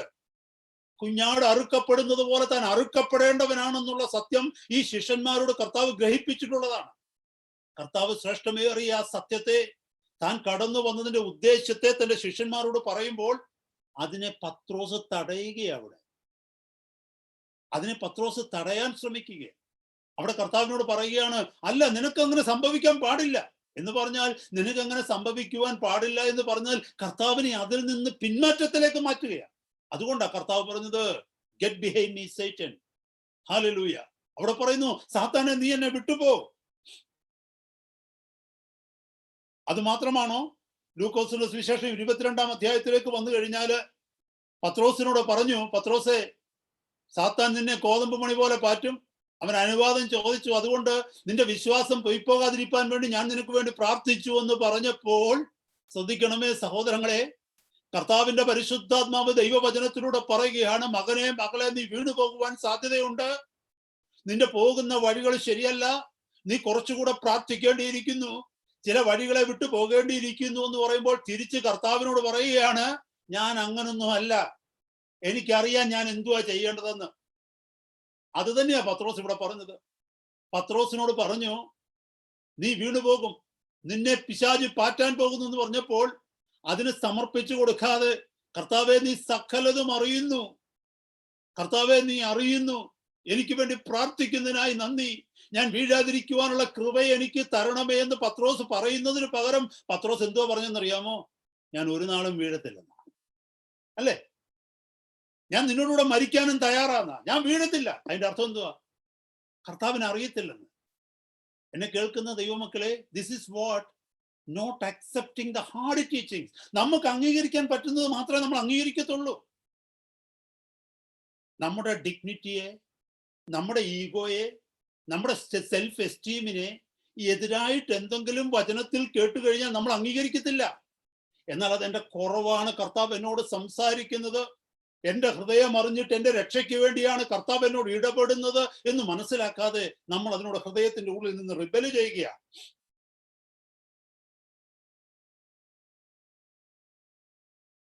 ചില വചനങ്ങൾ നമ്മൾ സ്കിപ്പ് ചെയ്യും, നമുക്ക് ഇഷ്ടപ്പെടാത്തത്, നമുക്ക് അസൗകര്യം വരുത്തുന്നത്. ചില അഡ്ജസ്റ്റ്മെന്റിന്റെ പുറത്ത് ഇങ്ങനെ പോയിക്കൊണ്ടിരിക്കുമ്പോൾ ചില വചനഭാഗങ്ങളിലേക്ക് വരുമ്പോൾ ദൈവത്തിന്റെ പരിശുദ്ധാത്മാവ് നമ്മളെ കുത്തുന്ന രീതിയിൽ നമുക്ക് തോന്നും. അങ്ങനെ വരുമ്പോൾ നമ്മൾ എന്ത് ചെയ്യുന്ന അറിയാമോ? ആ വചനത്തിന് വേറെ അർത്ഥങ്ങൾ കണ്ടെത്തും. ആ വചനത്തെ നമ്മൾ വളച്ചൊടിച്ച് മാറ്റിക്കളയും. ആ വചനത്തിന് കീഴ്പ്പെടുവാൻ നമുക്ക് കഴിയാതെ വരും. ദൈവമക്കളെ, നമ്മുടെ ഉള്ളിലെ പാപത്തെ കർത്താവ് വെളിപ്പെടുത്തി തരുമ്പോൾ, നമ്മുടെ ജീവിതത്തിന്റെ ബലഹീനതകളെ കർത്താവ് വെളിപ്പെടുത്തി തരുമ്പോൾ, ഹല്ലേലൂയ, സ്തോത്രം, ആ വചനത്തെ സ്കിപ്പ് ചെയ്തിട്ട് നമ്മൾ അടുത്ത വചനത്തിലേക്ക് പോകും. അത് മാത്രമല്ല, we like A loving and tolerant God. നമ്മൾക്ക് ഇഷ്ടമുള്ള ദൈവം എങ്ങനത്താണെന്നറിയാമോ? കരുണ കാണിക്കുന്ന ദൈവം, നമ്മളെ സമാധാനിപ്പിക്കുന്ന ദൈവം, നമ്മളെ സന്തോഷിപ്പിക്കുന്ന ദൈവം, നമ്മളെ ആശ്വസിപ്പിക്കുന്ന ദൈവം. ഇങ്ങനെ ഒരു ദൈവത്തെയാണ് നമ്മുടെ ഭാവനയിൽ നമ്മൾ കണ്ടിരിക്കുന്നത്. ഇങ്ങനെ ഒരു ദൈവത്തിന്റെ പാദപീഠത്തിൽ ഇരിക്കാനാണ് നമ്മൾ ആഗ്രഹിക്കുന്നത്. ഇങ്ങനത്തെ ഒരു മെസ്സേജ് കേൾക്കുവാൻ തക്കവണ്ണമാണ് നമ്മൾ എപ്പോഴും ശ്രമിക്കുന്നത്. എന്നാൽ പരിശുദ്ധനായ ഒരു ദൈവം, നീതിമാനായ ഒരു ദൈവം, പാപത്തോട് എതിർത്തു നിൽക്കുന്ന ഒരു ദൈവം, ഇങ്ങനത്തെ ഒരു ദൈവത്തെ കുറിച്ച് കേൾക്കുവാൻ തക്കവണ്ണം പലപ്പോഴും നമുക്ക് താല്പര്യമില്ലാതെ വരുന്നു. ആ വചനം കേൾക്കുവാൻ നമുക്കൊണ്ട് താല്പര്യമില്ലാതെ വരുന്നു. Praise God, hallelujah. ഇത് വലിയൊരു അപകടത്തിലേക്കാണ് നയിക്കുന്നത്. We like a loving and tolerant God, but we don't care for a holy God who lets us reap what we sow and who visits the iniquity of fathers on children to the third and fourth generation. We like a God who heals us and makes us happy, but we don't like a God who refines us through trials and hardship. കഷ്ടതകളിലൂടെയും പ്രയാസങ്ങളിലൂടെയും നമ്മളെ കടത്തിവിട്ട് പൊന്നുരുക്കുന്നത് പോലെ, വെള്ളി ശുദ്ധീകരിക്കുന്നത് പോലെ തന്റെ ഹിതത്തിനനുസരിച്ച് പണിതെടുക്കുന്ന ഒരു ദൈവത്തെ അംഗീകരിക്കുവാൻ നമുക്ക് പലപ്പോഴും കഴിയാതെ വരുന്ന ദൈവമക്കളെ. The first step to spiritual fall is when you start picking and choosing the scriptures that tell you about the kind of God you like and ignoring the scriptures that tell you what God is really like. നമ്മൾ ഇഷ്ടപ്പെടുന്ന ദൈവം എന്ന് പറയുന്നത് നമ്മൾ ഇഷ്ടപ്പെടുന്ന, നമ്മുടെ ഭാവനയിൽ കാണുന്ന ദൈവമാണ്. അത് പറയുന്ന വചനമാണ് നമുക്ക് ഇഷ്ടപ്പെടുന്നത്. എന്നാൽ യഥാർത്ഥ ദൈവം ആരാണെന്നും യഥാർത്ഥ ദൈവം നമ്മളിൽ നിന്ന് എന്താണ് പ്രതീക്ഷിക്കുന്നതെന്നും തൻ്റെ വചനത്തിലൂടെ അവിടുന്ന് വെളിപ്പെടുത്തുമ്പോൾ എന്നെ കേൾക്കുന്ന സഹോദരങ്ങളെ, പലപ്പോഴും നമുക്കത് അംഗീകരിക്കുവാൻ തക്കവണ്ണം കഴിയാതെ വരും. പലപ്പോഴും നമുക്കതിന് കീഴ്പ്പെടുവാൻ തക്കവണ്ണം കഴിയാതെ വരും. Praise God. അതാണ് നമ്മളവിടെ മനസ്സിലാക്കേണ്ടത്. ഹല്ലേലൂയ. Number 2, pride. ഒന്ന് നമ്മൾ മനസ്സിലാക്കി, difficult to accept hard teaching in the scriptures. ദൈവവചനത്തിൽ നിന്ന് കട്ടിയായുള്ള ഉപദേശങ്ങളെ സ്വീകരിക്കുവാനുള്ള മനസ്സില്ലായ്മ നമ്മുടെ വീഴ്ചയ്ക്ക് കാരണമാകും. കാരണം ആ വചനങ്ങളിലൂടെയാണ് നമ്മുടെ കുറവുകളെ കർത്താവ് നമുക്ക് വെളിപ്പെടുത്തി തരുന്നത്. അത് കേൾക്കുവാൻ തക്കവണ്ണം നമുക്ക് ചെവിയില്ലാതെ വരുമ്പോൾ, അത് കേൾക്കുവാൻ തക്കവണ്ണം മനസ്സില്ലാതെ വരുമ്പോൾ നമ്മുടെ ജീവിതത്തിൽ പാപബോധം ഉണ്ടാകത്തില്ല, മാനസാന്തരം ഉണ്ടാകത്തില്ല. Praise God. അത് നമ്പർ 1. നമ്പർ 2 എന്ന് പറയുന്നത് പ്രൈഡ്, നിഗളം, നമ്മുടെ ജീവിതത്തിലുള്ള നിഗളം. വളരെ വ്യക്തമായിട്ട് മനസ്സിലാക്കണമേ ദൈവമക്കളെ. ഇവിടെ ലൂക്കോസിന്റെ സുവിശേഷം 22-ാം അധ്യായത്തിന്റെ 31 മുതലുള്ള വാക്യങ്ങൾ പഠിക്കുമ്പോൾ, Peter believed in his own commitment more than he believed the word of the Lord. അവിടെ പത്രോസിനോട് കർത്താവ് പറഞ്ഞു, നീ വീണു പോകുമെന്ന്, നിന്നെ പിശാച് പാറ്റുമെന്ന്, നീ വീഴാൻ സാധ്യതയുണ്ടെന്ന്. അപ്പൊ കർത്താവിന്റെ വചനത്തിൽ അവൻ ആശ്രയിക്കുന്നതിന് പകരം അവന്റെ കമ്മിറ്റ്മെന്റിൽ അവൻ ആശ്രയിച്ചു. അവൻ എന്തോ പറഞ്ഞെന്നറിയാമോ? നിന്നോടുകൂടെ മരിക്കേണ്ടി വന്നാലും ഞാൻ വീഴത്തില്ല. നോക്കി, ദാറ്റ് ഈസ് കോൾഡ് റിബെല്യൻ. അതാണ് മത്സരം. ദൈവം നമ്മളോട് പറയുന്നു നീ വീഴാൻ പോകുന്നുവെന്ന്, നാം ദൈവത്തോട് പറയുന്നു ഞാൻ വീഴത്തില്ലെന്ന്. അത് മാത്രമാണോ? അടുത്ത വാക്യം നമ്മൾ നോക്കിക്കഴിഞ്ഞാൽ മർക്കോസിന്റെ സുവിശേഷം 14-ാം അധ്യായത്തിൽ ഇതേ അനുഭവം വെളിപ്പെടുത്തിയിരിക്കുന്നിടത്ത് അവിടെ പത്രോസ് വേറൊരു വാക്യം കൂടെ പറയുന്നുണ്ട്. അത് മത്തായിയുടെ സുവിശേഷം 26-ാം അധ്യായത്തിലും രേഖപ്പെടുത്തിയിട്ടുണ്ട്. എന്താണെന്നറിയാമോ? ഇവരെല്ലാവരും നിന്നെ വിട്ടുപോയാലും ഞാൻ വിട്ടുപോകത്തില്ല. നോക്കിക്കേ, ശിഷ്യന്മാരെല്ലാവരും വിട്ടുപോയാലും ശരി, ഞാൻ വിട്ടുപോകത്തില്ല. ആ സ്വന്തത്തിലുള്ള ആശ്രയം എത്ര ശക്തമായിരുന്നു എന്നുള്ളതൊന്ന് ചിന്തിച്ചു നോക്കിയേ. അപ്പൊ പത്രോസ് വീണുപോയി എന്നുണ്ടെങ്കിൽ അതിന്റെ പിന്നിലെ കാരണങ്ങള്, കർത്താവ് കൊടുത്ത വാണിംഗ്സ് അവൻ വിട്ടുകളഞ്ഞു. അത് അവൻ കെയർ ചെയ്തില്ല. അത് മാത്രമല്ല, കൂടെ നിന്ന സഹോദരന്മാരെക്കാളൊക്കെ താൻ വലിയവനാണെന്നുള്ള ഒരു ബോധ്യം, ഒരു ചിന്ത അവന്റെ മനസ്സിലുണ്ടായിരുന്നു. അതുകൊണ്ടാ വാഴ്ത്തപ്പെട്ട കർത്താവിനോട് പറഞ്ഞത്, കർത്താവേ, നീ ഇപ്പൊ എന്നോട് പറഞ്ഞ കാര്യം ഇവരോട് പറയാമെങ്കിൽ ഓക്കെ, പക്ഷെ എന്നോട് എന്തിനാ പറയുന്നേ? ഞാൻ വീഴത്തില്ല. ഇവരെല്ലാവരും ഓടിപ്പോയാലും ഞാൻ നിന്നെ വിട്ടു പോകത്തില്ല. അതിന്റെ അർത്ഥം എന്തുവാ? Lord, you are speaking to the wrong person. അതായത് ദൈവത്തിന്റെ സഭയിൽ ഒരു തിരുവചനം കേൾക്കുമ്പോൾ നമ്മൾ പറയുകയാണ്, ഇത് ഞങ്ങൾക്കുള്ളതല്ല, ഇത് വേറെ ആർക്കോ ഉള്ളതാണ്. അതാ അതിന്റെ ആ സ്പിരിറ്റ്.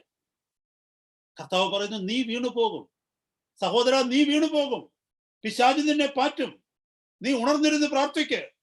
അപ്പൊ നമ്മൾ പറയുക, ഞാൻ വീഴത്തില്ല, ഇവരെല്ലാം വീണാലും ഞാൻ വീഴത്തില്ല എന്ന് പറഞ്ഞാൽ നീ പറഞ്ഞ വചനം എനിക്കല്ല, നീ പറഞ്ഞ വചനം അവർക്കാണ് പറ്റുന്നത്. എന്നെ കേൾക്കുന്ന ദൈവമക്കളെ, ഹല്ലേലൂയ, സ്തോത്രം. ഇതേ അനുഭവത്തിൽ നിന്നാണ് പത്രോസ് ഈ അനുഭവത്തിൽ നിന്ന് പാഠം പഠിച്ചത് കൊണ്ടാണ് ഹല്ലേലൂയ 1 പത്രോസ് 5-ാം അധ്യായത്തിന്റെ 5-ാമത്തെ വാക്യത്തിൽ പറയുന്നുണ്ട്, നമ്മൾ താഴ്മ ധരിക്കണമെന്ന്. കാരണം പത്രോസ് അവിടെ താഴ്മ ധരിച്ചില്ല. അതിന് വന്ന അനുഭവം പത്രോസിന് നന്നായിട്ട് അറിയാം.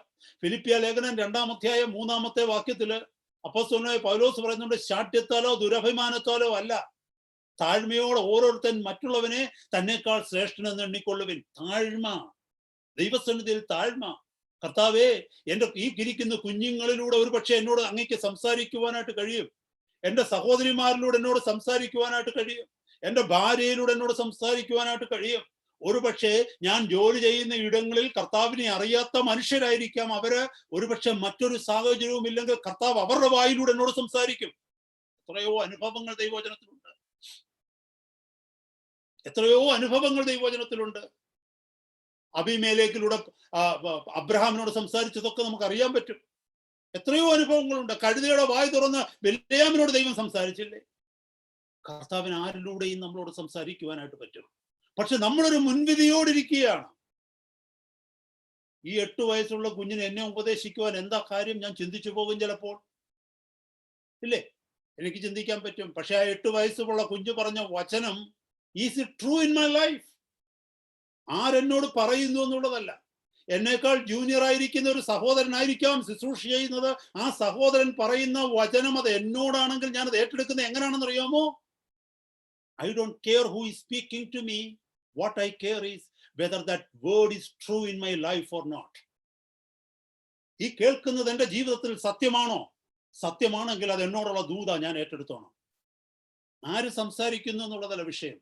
ഒരു സഹോദരി സംസാരിക്കുന്നുവോ ഒരു സഹോദരൻ സംസാരിക്കുന്നുവോ എന്നുള്ളതല്ല വിഷയം. എൻ്റെ ഭാര്യ സംസാരിക്കുന്നുവോ എൻ്റെ മക്കളെ സംസാരിക്കുന്നുവോ എന്നുള്ളതല്ല വിഷയം. എൻ്റെ ഹാഫ് ഏജിലുള്ള ഒരു ബ്രദർ സംസാരിക്കുന്നതോ എന്നേക്കാൾ 25 വയസ്സ് കൂടിയുള്ള ഒരാൾ സംസാരിക്കുന്നു അല്ല വിഷയം. Is it true what I am hearing? Do I have to change? then that message is for me. 1 കൊരിന്ത്യർ 10-ാം അധ്യായത്തിന്റെ 12-ാമത്തെ വാക്യത്തിൽ പറയുന്നു, ഹല്ലേലൂയ, നിൽക്കുന്നുവെന്ന് തോന്നുന്നവൻ വീഴാതിരിപ്പാൻ സൂക്ഷിച്ചു കൊള്ളട്ടെ. പ്രൈഡാണ് നിൽക്കുന്നുവെന്ന് തോന്നുന്നത്. ഞാൻ ഒരിക്കലും വീഴത്തില്ലെന്ന് പറയുന്നത് പ്രൈഡാണ്. ഇത്രയും വചനം അറിയാവുന്ന ഞാൻ, ഇത്രയും പ്രസംഗിക്കുന്ന ഞാൻ, ഇത്രയും പ്രാർത്ഥിക്കുന്ന ഞാൻ, ഇത്രയും ഉപവസിക്കുന്ന ഞാൻ, ഇത്രയും പാട്ട് പാടുന്ന ഞാൻ വീഴുമോ? എവിടെ വീഴാന്? അത് പ്രൈഡാണ്. അതുകൊണ്ടാണ് പരിശുദ്ധാത്മാവ് എഴുതിയത് 1 കൊരിന്ത്യർ 10-ാം അധ്യായത്തിൽ, നിൽക്കുന്നുവെന്ന് തോന്നുന്നവൻ വീഴാതിരിപ്പാൻ സൂക്ഷിച്ചു കൊള്ളട്ടെ. ഇത് കേട്ടിട്ട് നമ്മൾ സൂക്ഷിക്കുന്നില്ലെങ്കിൽ വീണു പോകുന്നതിൽ തെറ്റുണ്ടോ സഹോദരങ്ങളെ? ഇത് പ്രോവർബ്സ് 16-ാം അധ്യായത്തിൽ 18-ാമത്തെ വാക്യത്തിൽ പറയുന്നു, നാശത്തിന് മുമ്പേ ഗർവം, വീഴ്ചയ്ക്ക് മുമ്പേ ഉന്നത ഭാവം. നാശത്തിന് മുമ്പേ ഗർവം. ഗർവമുള്ള ആരെങ്കിലും നിങ്ങൾ കാണുന്നെങ്കിൽ ഓർത്തോ, നാശം വരാൻ പോകുന്നു. എന്നെ കേൾക്കുന്ന സഹോദരങ്ങളെ, ദൈവത്തിന്റെ വചനമാണ്. പ്രോവർബ്സ് 16-18, സദൃശ്യവാക്യങ്ങൾ 16-18 പറയുന്നു, നാശത്തിന് മുമ്പേ ഗർവം, വീഴ്ചയ്ക്ക് മുമ്പേ ഉന്നത ഭാവം. സഹോദര സഹോദരി, ഉന്നത ഭാവത്തോടെ നീ നടക്കുന്നെങ്കിൽ വീഴ്ച വളരെ അടുത്ത് കഴിഞ്ഞിരിക്കുന്നു, നാശം വളരെ അടുത്ത് കഴിഞ്ഞിരിക്കുന്നു. എൻ്റെ ജീവിതത്തിൽ ഉന്നത ഭാവമുണ്ട്, മറ്റുള്ളവരെ അംഗീകരിക്കുവാൻ എനിക്ക് കഴിയുന്നില്ല, എനിക്കുള്ള കറക്ഷൻസ് ഏറ്റെടുക്കുവാൻ എനിക്ക് കഴിയുന്നില്ലെങ്കിൽ, one thing is pretty sure, I am so much closer to the destruction. വളരെ ശ്രദ്ധയോടെ കേൾക്കണമേ. Pride is a dangerous thing. We don't know. That is the saddest thing. Pride ഉള്ള ഒരു മനുഷ്യനെ മെരുക്കിയെടുക്കാൻ പറ്റത്തില്ല. ഒരു സഹോദരിയെ, പ്രൈഡ് ഉള്ള ഒരു സഹോദരിയെ നേർവഴിക്ക് കൊണ്ടുവരാൻ ഒരിക്കലും പറ്റത്തില്ല സഹോദരങ്ങളെ. കാരണം പ്രൈഡ് കണ്ണിനെ കുരുടാക്കുന്നതാ.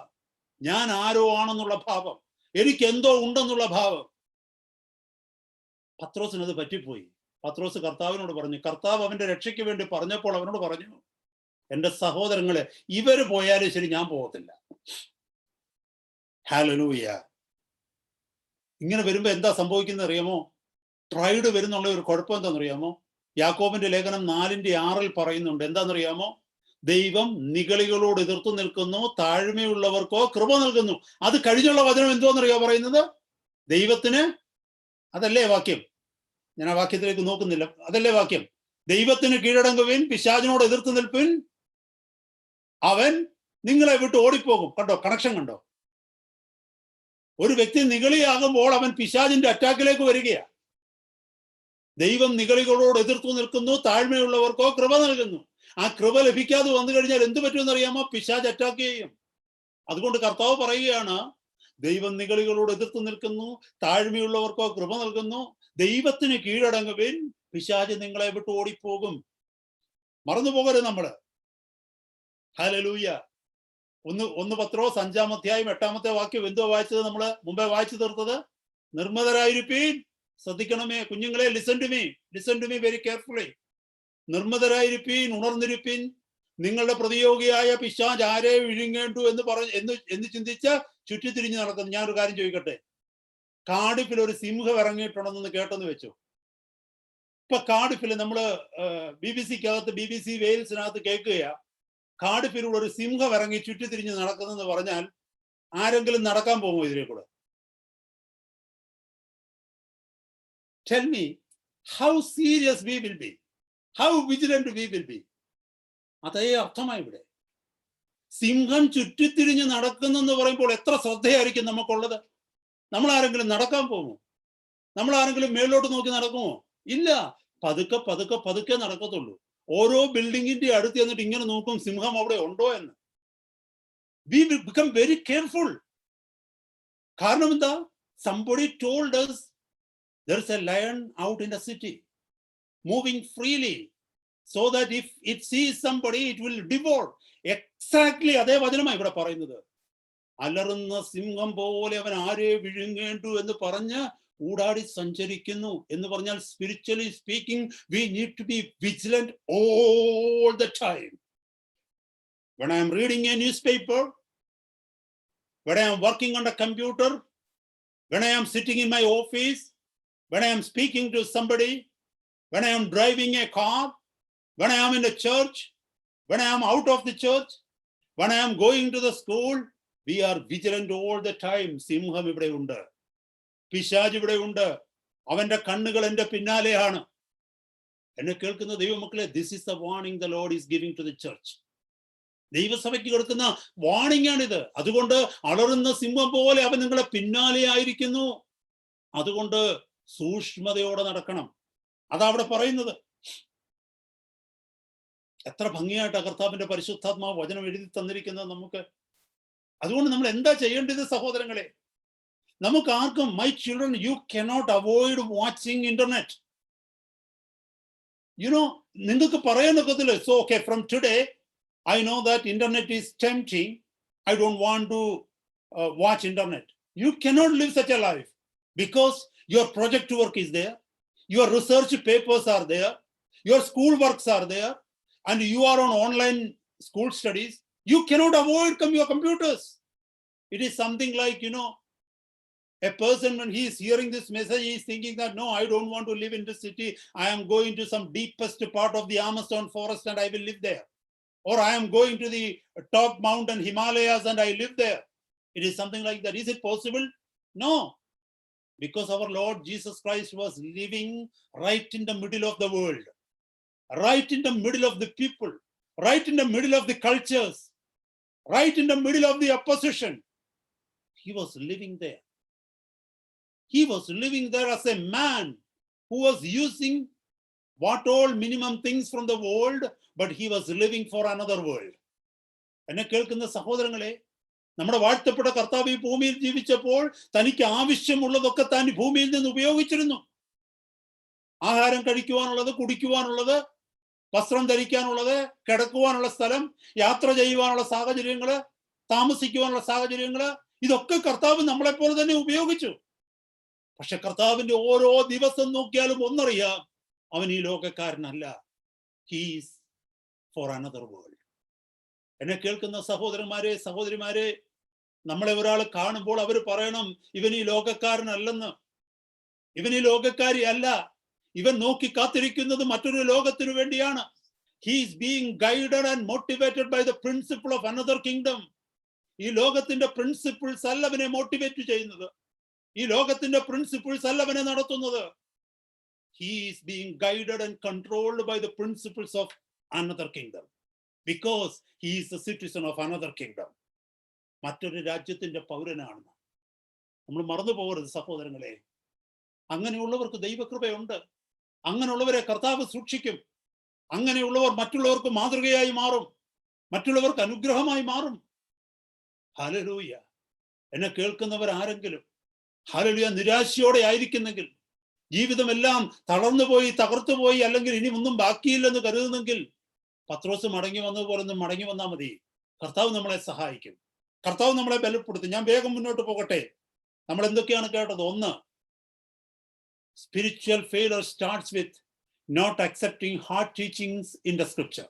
Number 2, pride in us, നമ്മളിലെ നിഗളം. Number 3, spiritual dullness. Spiritual dullness എന്ന് പറഞ്ഞാൽ ആത്മീയ ഉറക്കം, ആത്മീയ അലസത. സ്പിരിച്വൽ ഡൾനെസ്, ആത്മീയ അലസത നമ്മളെ വീഴ്ചയിലേക്ക് നയിക്കും കേട്ടോ. കർത്താവ് പറഞ്ഞൊരു വാക്യമുണ്ട്, മർക്കോസിന്റെ സുവിശേഷം 14-ാം അധ്യായത്തിന്റെ 38-ാമത്തെ വാക്യത്തിൽ ശിഷ്യന്മാരോട് പറഞ്ഞു, വാച്ച് ആൻഡ് പ്രേ, ഉണർന്നിരുന്ന് പ്രാർത്ഥിപ്പിൻ. ആത്മാവ് ഒരുക്കമുള്ളത് ജഡമോ ബലഹീനമത്രേ. നമ്മുടെ കർത്താവ് പറഞ്ഞ കാര്യമല്ലേ? കർത്താവ് മടങ്ങി വന്നപ്പോ എന്താ കണ്ടത്? 2 പ്രാവശ്യം പോയി വന്നു, 3 പ്രാവശ്യം പോയി പ്രാർത്ഥിച്ചു. ആ 2 പ്രാവശ്യം വന്ന് നോക്കിയപ്പോഴും അവർ ഉറങ്ങുകയായിരുന്നു കണ്ടത് അല്ലേ? 2 പ്രാവശ്യവും കർത്താവ് പറഞ്ഞു ഉണർന്നിരുന്ന് പ്രാർത്ഥിപ്പിൻ. 3-ാമത് കർത്താവ് ഒന്നും മിണ്ടിയില്ല. എന്നെ കേൾക്കുന്ന ദൈവമക്കളെ, പത്രോസ് ഉണർന്നിരുന്ന് പ്രാർത്ഥിച്ചിരുന്നെങ്കിൽ എന്ത് സംഭവിച്ചേനെന്നറിയാമോ? അതങ്ങോട്ട് കഴിഞ്ഞപ്പോഴാണ് ഇവര് പിന്നെ പരീശന്മാരും സദൂക്യരും അയച്ച വലിയ പട്ടാളവും അവർ വടിവാളുമായിട്ടൊക്കെ അറസ്റ്റ് ചെയ്യുവാനായിട്ട് വന്നത്. അപ്പൊ എന്താ സംഭവിച്ചതെന്നുള്ളത് നമുക്കിവിടെ മനസ്സിലാക്കുവാനായിട്ട് കഴിയും. മർക്കോസിന്റെ സുവിശേഷത്തിൽ കാണാം. എന്താണെന്നറിയാമോ? ഇവരെ കണ്ടപ്പോഴേക്ക് പത്രോസ് വാൾ ഊരിട്ട് അവരെ വെട്ടാൻ തുടങ്ങി അല്ലേ? He was acting in his flesh. ശ്രദ്ധിക്കണമേ, ഇതൊന്ന് കണക്ട് ചെയ്ത് പഠിക്കേണ്ടത്. ഇത് ഈ വചനം പഠിച്ചപ്പോൾ എനിക്ക് വളരെ വലിയൊരു മർമ്മം എനിക്ക് മനസ്സിലായി. കർത്താവരോട് പറഞ്ഞെന്താണെന്നറിയാമോ? ഉണർന്നിരുന്ന് പ്രാർത്ഥിപ്പേ. ആത്മാവ് ഒരുക്കമുള്ളത് ജഡമോ ബലഹീനോ മാത്രമേ. നാം ഉണർന്നിരുന്ന് പ്രാർത്ഥിച്ചില്ലെങ്കിൽ, ആത്മാവിൽ നമ്മൾ ഉറങ്ങിപ്പോയെങ്കിൽ എന്ത് ചെയ്യുമെന്നറിയാമോ? ജഡം കയറി പ്രവർത്തിക്കും. നാം ആത്മാവിൽ ഉറങ്ങിപ്പോയാൽ, ആത്മീയമായി ഉറങ്ങിപ്പോയാൽ പ്രവർത്തനമെല്ലാം ജഡത്തിൽ നിന്നാകും. അതിന് ഉദാഹരണം ഞാൻ പറയാം. കർത്താവിന്റെ സന്നിധിയിൽ ഇരുന്ന് വചനം പ്രാപിപ്പാൻ നമുക്ക് കഴിയത്തില്ലെന്നുണ്ടെങ്കിൽ നമ്മൾ പിന്നെ വചനം പറയുന്നത് ബുദ്ധിയിൽ നിന്നായിരിക്കും. കർത്താവിന്റെ പരിശുദ്ധാത്മാവിന് കീഴ്പ്പെട്ട് പ്രാർത്ഥിക്കുവാൻ നമുക്ക് കഴിയാതെ വന്നെങ്കിൽ നാം പിന്നെ പ്രാർത്ഥിക്കുന്നത് ജഡത്തിൽ നിന്നായിരിക്കും. മനസ്സിലായോ? കർത്താവിന്റെ ആലോചനകൾക്ക് കീഴ്പ്പെടുവാൻ നമുക്ക് കഴിയുന്നില്ലെങ്കിൽ നാം പിന്നെ ഡിഫെൻഡ് ചെയ്യുന്നത് ജഡം കൊണ്ടായിരിക്കും. ആത്മീയ ഉറക്കം ജഡത്തിന്റെ പ്രവൃത്തികളിലേക്ക് നമ്മളെ വഴി നടത്തും. അപ്പൊ വീഴ്ചയുടെ മറ്റൊരു കാരണമാണ് നമ്മുടെ ആത്മീയ ഉറക്കം. കർത്താവ് പറയുന്നു, നീ ഉണർന്നിരുന്ന് പ്രാർത്ഥിക്കാനെന്ന് പറയുമ്പോൾ നാം ഉറങ്ങിപ്പോകരുത്. കർത്താവിന്റെ സന്നിധിയിൽ നമ്മൾ എപ്പോഴും ഉണർവുള്ളവരായിരിക്കണം. Your private devotional times with the Lord, listen to me my children, your private devotional times with the Lord are the roots that sustain the tree. If a tree lacks deep roots, it may look pretty for a while, but invariably a storm will hit that and it will topple the tree. If you lack deep roots with the Lord, frequent times where you meet alone with him to read and meditate on his word and to commune with him in prayer, you will fall when the storms of temptation hit. കർത്താവിനോട് കൂടെയുള്ള രഹസ്യ പ്രാർത്ഥന, നമ്മുടെ രഹസ്യ ജീവിതത്തിൽ കർത്താവിനോടുകൂടെ നാം ചിലവഴിക്കുന്ന സമയം എന്ന് പറയുന്നതാണ് നമ്മുടെ അടിവേരുകൾ എന്ന് പറയുന്നത്, ഡീപ്പ് റൂട്ട്സ് എന്ന് പറയുന്നത്. When we spend more time in prayer with the Lord alone, when everyone rest all are sleeping in home, you alone in the middle of the night, early hours of the day, if you are getting up and be on your knees and commune with God, fellowshipping with the Lord, that will be the roots which will sustain you through temptations. രാത്രി എല്ലാവരും ഉറങ്ങുമ്പോൾ നീ ഏകനായി പാതിരാത്രിയുടെ നടുവിൽ എഴുന്നേറ്റിരിക്കുക, അല്ലെങ്കിൽ അതിവെളുപ്പിനെ എഴുന്നേറ്റ് മുഴങ്കാലിരുന്ന് കർത്താവിനോട് കണ്ണുനീരോട് കൂടി പ്രാർത്ഥിച്ച് നമ്മുടെ ബലഹീനതകളെ കർത്താവിന്റെ സന്നിധിയിൽ ഏറ്റുപറഞ്ഞ് ദൈവകൃപ പ്രാപിക്കുമ്പോഴാണ് ആ പ്രാർത്ഥനകൾ ആ ഫെലോഷിപ്പ്, കർത്താവിനോട് കൂടെയുള്ള കൂട്ടായ്മ നമ്മുടെ അടിവേരായി മാറുന്നത്. മരം എത്ര വലുതാണെന്ന് വെളിയിൽ തോന്നിച്ചാലും അതിന് താഴേക്കു വേരുകളില്ലെങ്കിൽ ഒരു ചെറിയ കാറ്റ് മതി അതിനെ തകർത്ത് കളയാൻ. അതാ പലരും വീഴുന്നത് ഈ നാടുകളിൽ നമ്മൾ കാണുന്നത്. പുറത്ത് പടപ്പുണ്ട്, പുറത്ത് ഇലകളുണ്ട്, പുറത്ത് ശിഖരങ്ങളുണ്ട്, അനേകർക്ക് തണൽ കൊടുക്കുന്ന മരങ്ങളാണ്. പക്ഷേ അടിവേരില്ല എന്ന് പറഞ്ഞാൽ ആരും കാണാത്ത ഒരു ഭാഗമുണ്ട് മണ്ണിനടിയിൽ, അതിന് ബലമില്ലെന്ന്. അതാ രഹസ്യ പ്രാർത്ഥന എന്ന് ഞാൻ പറഞ്ഞത്. പുറത്ത് കാണുന്ന പ്രസംഗം എല്ലാവരും കേൾക്കും, പുറത്ത് കാണുന്ന പാട്ടുകൾ എല്ലാവരും കേൾക്കും, പുറത്ത് കാണുന്ന ബൈബിൾ നോളജ് എല്ലാവരും കേൾക്കും, ഈ ഹല്ലേലൂയ ഈ വേഷവിധാനങ്ങളൊക്കെ എല്ലാവരും കാണും, അപ്രീഷിയേറ്റ് ചെയ്യും, ചിലർ അനുഗ്രഹിക്കപ്പെടുകയും ചെയ്യും. പക്ഷെ രഹസ്യ ജീവിതത്തിൽ ദൈവത്തോടു കൂടെയുള്ള കൂട്ടായ്മ, കർത്താവിന്റെ സന്നിധിയിലുള്ള കണ്ണുനീര്, കർത്താവിന്റെ സന്നിധിയിലുള്ള സമർപ്പണം, അതാരും കാണത്തില്ല. അതാണ് വേര്. ആ വേരിന് ബലമില്ലെങ്കിൽ പിശാച് ഒരു ചെറിയ കാറ്റടിപ്പിച്ചാൽ നമ്മളവിടെ തകർന്നു പോകും. നമ്മൾ മറന്നു പോകരുത് സഹോദരങ്ങളെ, ഈ നാളുകളിൽ. അതുകൊണ്ട് സഹോദര സഹോദരി, നാം ചെയ്യേണ്ടത് ഇതാണ്. കൂടുതൽ പ്രസംഗിക്കുവാൻ നമുക്കറിയത്തില്ലെങ്കിലും, കൂടുതൽ വചനത്തിന്റെ പാഠവും നമുക്കില്ലെങ്കിലും, കൂടുതൽ അറിയപ്പെടുന്ന വ്യക്തിയല്ലെങ്കിലും, രാത്രിയുടെ യാമങ്ങളിലും പകലിന്റെ യാമങ്ങളിലും ഏകരായി കർത്താവിന്റെ സന്നിധിയിൽ ഇരുന്ന് കണ്ണുനീരൊഴുക്കി, കർത്താവേ, വീഴാതെ വണ്ണം എന്നെ സൂക്ഷിക്കണമേ, നിൽക്കുവാനുള്ള കൃപ എനിക്ക് തരണം, എന്റെ വീഴ്ച മൂലം അങ്ങയുടെ നാമം ദുഷിക്കപ്പെടുവാനിടയാകരുതേ കർത്താവേ എന്ന് സഹോദര സഹോദരി നമുക്ക് ഈ നാളുകളിൽ നിലവിളിച്ച് പ്രാർത്ഥിക്കാം. സ്വർഗത്തിന് വേണ്ടി ആരെയും നേടുവാൻ കഴിഞ്ഞില്ലെങ്കിലും നിന്റെ പ്രാണനെയെങ്കിലും നേടി കർത്താവിന്റെ സന്നിധി നിൽക്കുവാൻ നിനക്ക് കഴിയും. ഞാൻ വേഗം മുന്നോട്ട് പോകട്ടെ. എഫേസ്യ ലേഖനം 6-ാം അധ്യായത്തിൽ 10-11 വാക്യങ്ങൾ ഇങ്ങനെ എഴുതിയിരിക്കുന്നു: ഒടുവിൽ കർത്താവിലും അവന്റെ അമിത ബലത്തിലും ശക്തിപ്പെടുവിൻ, പിശാചിന്റെ തന്ത്രങ്ങളോട് എതിർത്ത് നിൽക്കേണ്ടതിന് ദൈവത്തിന്റെ സർവായുധവർഗം ധരിച്ചുകൊള്ളുവിൻ. ഒടുവിൽ കർത്താവിലും അവന്റെ അമിത ബലത്തിലും ശക്തിപ്പെടുവിൻ. ഇതാ കൂട്ടായ്മ. അപ്പൊ ജഡത്തിൽ വരത്തില്ല, ആത്മീയ ഉറക്കം ഉണ്ടാവത്തില്ല നമുക്ക്. കർത്താവിലും അവന്റെ അമിത ബലത്തിലും ശക്തിപ്പെടുവിൻ, പിശാചിന്റെ തന്ത്രങ്ങളോട് എതിർത്ത് നിൽക്കേണ്ടതിന് ദൈവത്തിന്റെ സർവായുധവർഗം ധരിച്ചുകൊള്ളുവിൻ. പിന്നെ പറയുന്നു, നമുക്ക് പോരാട്ടമുള്ളത് ജഡരക്തങ്ങളോടല്ല, വാഴ്ചകളോടും അധികാരങ്ങളും ഈ ലോകത്തിലെ സകല സർവ ലോകാധിപതികളോടും ആണെന്ന് അവിടുത്തെ വചനം എഴുതിയിരിക്കുന്നു. സ്വർലോകത്തിലെ ദുഷ്ടാത്മ സേനയോടാണെന്ന് വചനം എഴുതിയിരിക്കുന്നു. ഈ ദിവസങ്ങളിൽ പ്രാർത്ഥനയിൽ പോരാടാം, പ്രാർത്ഥനയിൽ ബലപ്പെടാം, പ്രാർത്ഥനയിൽ ശക്തി പ്രാപിക്കാം, പ്രാർത്ഥനയിൽ ദൈവത്തിന്റെ ആലോചനയെ കേൾക്കുക. നമ്മുടെ കുറവുകളെ ഗ്രഹിക്കുവാനുള്ള കൃപ കർത്താവെ എനിക്ക് തരണമേ, എന്നോട് സംസാരിക്കണമേ കർത്താവെ. ഞാൻ എപ്പോൾ അങ്ങയുടെ വചനത്തിന്റെ മുമ്പിൽ ഇരിക്കുന്നു, എന്റെ മുമ്പിൽ സംസാരിക്കുന്ന വ്യക്തി ആരുമായിക്കൊള്ളട്ടെ, അതിൽ ഇരുന്ന് പ്രാർത്ഥിക്കുന്ന വ്യക്തി ആരുമായിക്കൊള്ളട്ടെ, പാട്ടുപാടുന്ന വ്യക്തി ആരുമായിക്കൊള്ളട്ടെ, കർത്താവെ എന്നോട് സംസാരിക്കണമേ, എന്റെ കുറവുകളെ എനിക്ക് വെളിപ്പെടുത്തി തരണമേ എന്ന് കണ്ണുനീരോടെ നാം പ്രാർത്ഥിക്കുന്നുവെങ്കിൽ, സമർപ്പണത്തോടെ പ്രാർത്ഥിക്കുന്നുവെങ്കിൽ, we will not fall because the grace of God will sustain us. കർത്താവിന്റെ കൃപ നമ്മളെ താങ്ങി നിർത്തും. മറന്നു പോകരുത്. ഹല്ലേലൂയ. ഞാൻ വേഗം മുന്നോട്ട് പോകട്ടെ, സമയം ഒത്തിരി മുന്നോട്ട് പോകുന്നല്ലോ. ഹല്ലേലൂയ. ഞാൻ എൻ്റെ വാക്കുകളെ നിർത്താനായിട്ട് പോവുകയാ. കുറച്ച് സമയത്തിനുള്ളിൽ, ഒരു 5-8 മിനിറ്റിനുള്ളിൽ നിർത്താനായിട്ട് ആഗ്രഹിക്കുന്നു. വേറെ കുറച്ച് കാര്യങ്ങളോട് എഴുതിയിട്ടുണ്ട്, പക്ഷെ അത് പറയാൻ നമുക്ക് സമയമില്ല. പ്രധാനപ്പെട്ടതായിട്ട് നമ്മൾ ചില പോയിന്റുകൾ കേട്ടു, നമ്മുടെ വീഴ്ചയ്ക്കുള്ള കാരണങ്ങളെ കുറിച്ച്. ഹല്ലേലൂയ, സ്തോത്രം. എന്നാൽ നാം എത്ര വീണു പോയവരായാലും, വീഴുന്നവരായാലും എന്നല്ല, അങ്ങനെ വീഴുന്നത് എങ്ങനെയാ? ഇത് വീഴുന്നവർക്ക് വേണ്ടിയുള്ള ഒരു കംഫർട്ടല്ല, വീണു പോയവർക്ക് വേണ്ടിയുള്ള ഒരു കംഫർട്ടാ. എപ്പോഴും വീഴുന്നവർക്ക് വേണ്ടിയുള്ള ഒരു കംഫർട്ടല്ല ഇത്. കൃപയിൽ നിൽക്കുന്നവർ എപ്പോഴും വീഴത്തില്ല. അവർ ഓരോ ദിവസം അവരുടെ വീഴ്ചയുടെ എണ്ണം കുറഞ്ഞുകൊണ്ടിരിക്കും. നമ്മുടെ കുഞ്ഞുങ്ങളൊക്കെ വീഴ്ചകളുടെ എണ്ണം കുറയുക ചെയ്യുന്നത്, കൂടുകയല്ല ചെയ്യുന്നതാണോ? 1.5 വയസ്സുള്ള ഒരു കുഞ്ഞ്, അല്ലെ 1 വയസ്സുള്ള ഒരു കുഞ്ഞ് വീഴും, അവന് ഒരു 3-4 മാസം കൂടെ ആകുന്നുണ്ടെ വീഴ്ചകളുടെ എണ്ണം കുറഞ്ഞു വീഴുക. അതാണ് വളർച്ചയുടെ ലക്ഷണം. ആത്മീയമായി ഒരു വ്യക്തി വളരുമ്പോൾ അവൻ വീഴ്ചകളുടെ എണ്ണം കുറഞ്ഞു വരിക. കാരണം എന്താ? He's falling seriously. വീഴ്ചകളെ സീരിയസ് ആയിട്ട് എടുക്കുന്നു. അപ്പൊ ഒരിക്കലും കരുതരുത് വീണുകൊണ്ടിരിക്കുന്നവർ അങ്ങനെയല്ല, അത് മനഃപൂർവ്വം പാപം ചെയ്തിട്ടാ വീഴുന്നത്. ഈ പറഞ്ഞ കാരണങ്ങളൊക്കെ അതിന്റെ ലക്ഷണം, അല്ലെങ്കിൽ അതിന്റെ റീസൺസ്. വീണ് കിടക്കുന്നവരാരെങ്കിലും ഉണ്ടെങ്കിൽ അവർക്ക് മടങ്ങി വരുവാനുള്ള കർത്താവിന്റെ ദൂതായത്.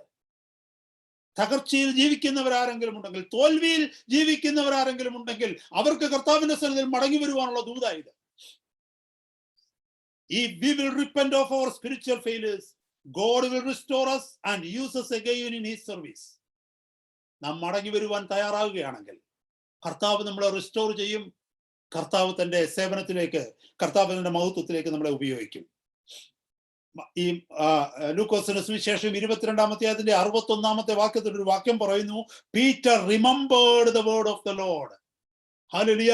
കോഴി കൂകുന്ന സമയത്ത് കർത്താവ് പറഞ്ഞതിനെ പത്രോസ് ഓർത്തു. മാനസാന്തരം തുടങ്ങുന്നത് ദൈവവചനത്തെ ഓർക്കുമ്പോഴാണ്. മാനസാന്തരം എവിടെ ആരംഭിക്കുന്നതെന്നറിയാമോ? കഴിഞ്ഞ കാലങ്ങളിൽ ദൈവം സംസാരിച്ച വചനത്തെ നാം ഓർക്കുമ്പോഴാണ്. All repentance begin when we remember the word of the Lord. നമ്മൾ വീഴുമ്പോൾ ലോകം നമ്മളോട് എന്തുവാ പറയുന്നതെന്ന് അറിയാമോ? സാരമില്ലെന്ന്. എല്ലാവരും വീഴുന്നവരല്ലേ? സാരമില്ല, എല്ലാവരും വീഴുന്നവരല്ലേ, ഇനി വീഴാൻ നോക്കാം.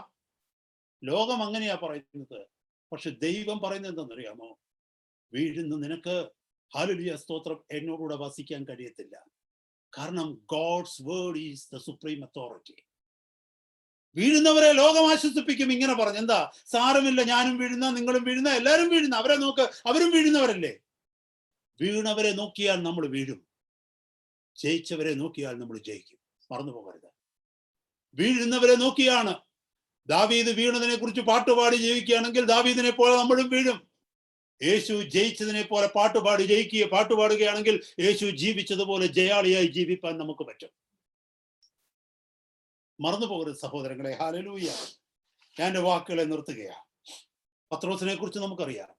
പത്രോസ് അതിദുഃഖത്തോടെ കരഞ്ഞു. പത്രോസിന്റെ ജീവിതത്തെക്കുറിച്ച് ട്രഡീഷൻസ് പറയുന്നത് എന്താണെന്നറിയാമോ? എല്ലാ ദിവസവും രാത്രി കോഴി കൂവുമ്പോൾ പത്രോസ് എഴുന്നേറ്റ് ചങ്കത്തടിച്ച് കരയുമായിരുന്നു. എവിടെ കോഴി കൂകുന്നത് കേട്ടാലും പത്രോസ് നിലവിളിക്കുമായിരുന്നു. കർത്താവിനെ തള്ളിപ്പറഞ്ഞ ആ സമയം എല്ലാ രാത്രിയിലും താൻ മരിക്കുന്നത് വരെ ആ രാത്രിയിൽ ആ സമയത്ത് എഴുന്നേറ്റിരുന്ന് മുട്ടിന്മേലിരുന്ന് നിലവിളിച്ച് കരയുമായിരുന്നു പത്രോസ്. അങ്ങനെയാ ട്രഡീഷൻസ് പറയുന്നത്. എന്നെ കേൾക്കുന്ന സഹോദരങ്ങളെ, എനിക്കും നിങ്ങൾക്കും കരയാൻ കഴിയുന്ന എപ്പോഴാണെന്നറിയാമോ? കഴിഞ്ഞ നാളുകളിൽ കർത്താവിനെ വേദനിപ്പിച്ച ചില കാര്യങ്ങൾ ഓർക്കുമ്പോൾ നാം കരയണം. വേദനിപ്പിച്ച ചില സന്ദർഭങ്ങൾ ഓർക്കുമ്പോൾ നാം കരയണം. ആ സാഹചര്യങ്ങൾ നമ്മുടെ മുമ്പിൽ വീണ്ടും കാണുമ്പോൾ, കഴിഞ്ഞ സമയങ്ങളിൽ ഈ സാഹചര്യം എൻ്റെ ജീവിതത്തിൽ വന്നപ്പോൾ ഞാൻ എത്ര പാപം ചെയ്തു എന്നോർത്ത് ദൈവസന്നിധിയിൽ നിലവിളിക്കണം.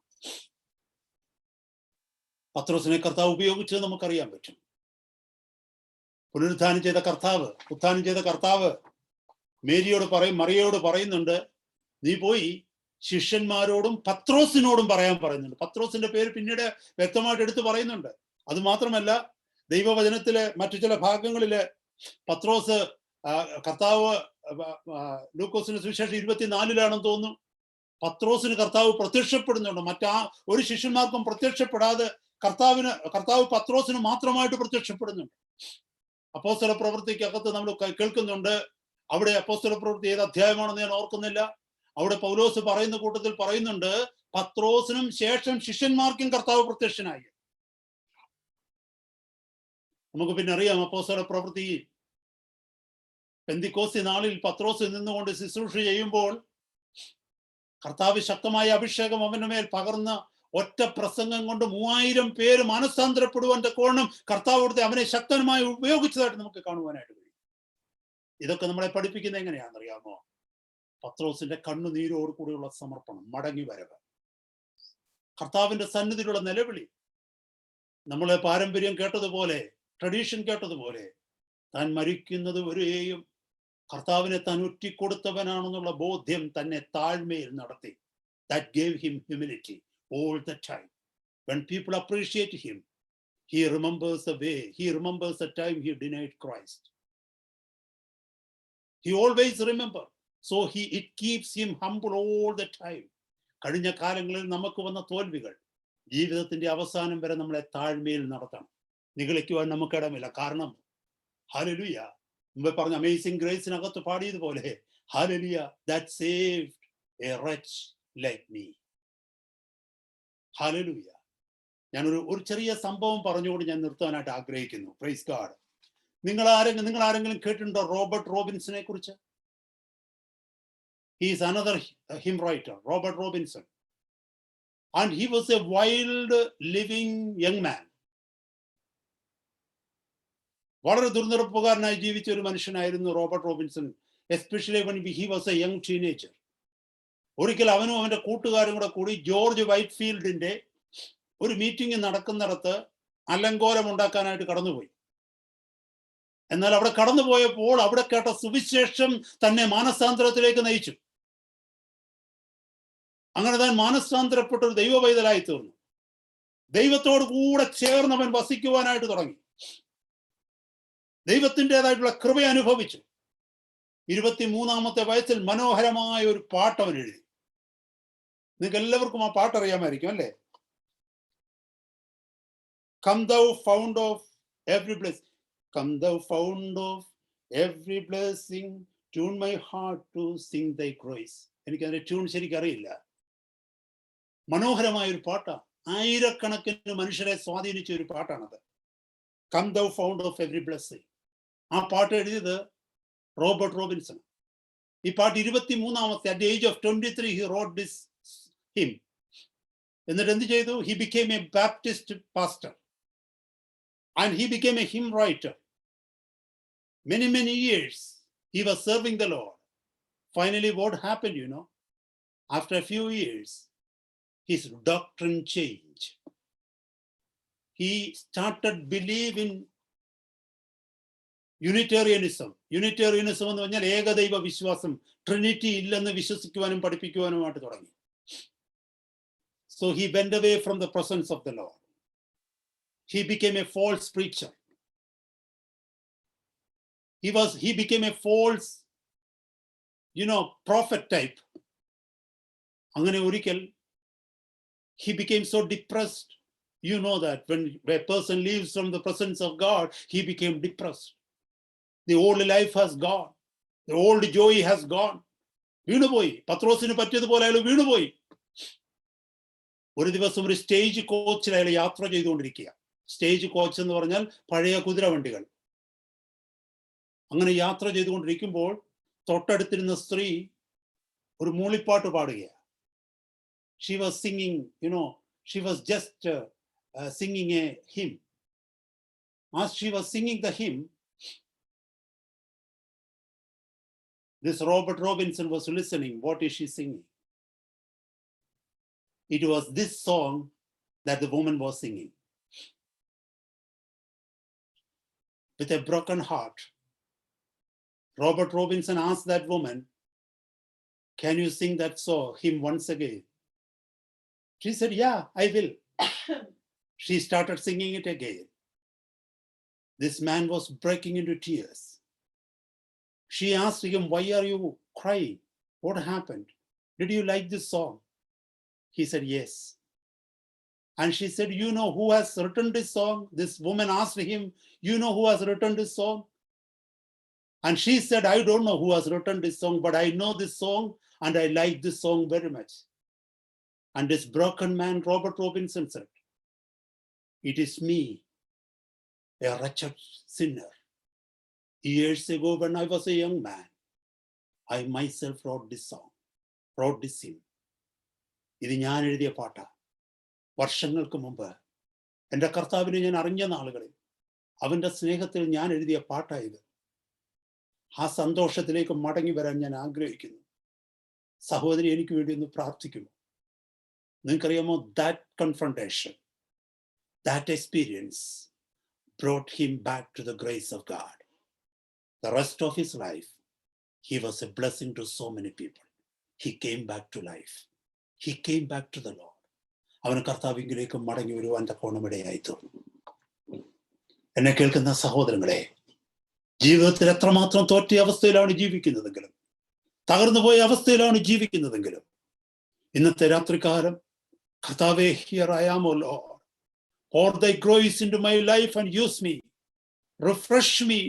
Bring me back to your grace എന്ന് പ്രാർത്ഥിച്ച പത്രോസിനെ മടക്കി ഉപയോഗിച്ചതുപോലെ ഇപ്പോൾ റോബർട്ട് റോബിൻസനെ കുറിച്ച് കേട്ടല്ലോ. ആ ദൈവദാസനെ കർത്താവ് മടക്കി ഉപയോഗിച്ചതുപോലെ എന്നെയും നിങ്ങളെയും കർത്താവിന് ഉപയോഗിക്കുവാനായിട്ട് പറ്റും. ഈ വചനം നമ്മളെ ബലപ്പെടുത്തട്ടെ. നിർമ്മതരായിരിപ്പിൻ, ഉണർന്നിരിപ്പിൻ. നിങ്ങളുടെ പ്രതിയോഗിയായ പിശാച് ആരെ വിഴുങ്ങേണ്ടു എന്നിച്ച് ചുറ്റിത്തിരിഞ്ഞു നടക്കുന്നു. Praise the Lord. കർത്താവിന്റെ സന്നിധിയിലേക്ക് നമ്മളെ തന്നെ ഏൽപ്പിച്ചു കൊടുക്കാം. ഇന്നത്തെ രാത്രി കേൾപ്പിച്ച വചനത്തിനായിട്ട് നമുക്ക് സ്തോത്രം ചെയ്യാം.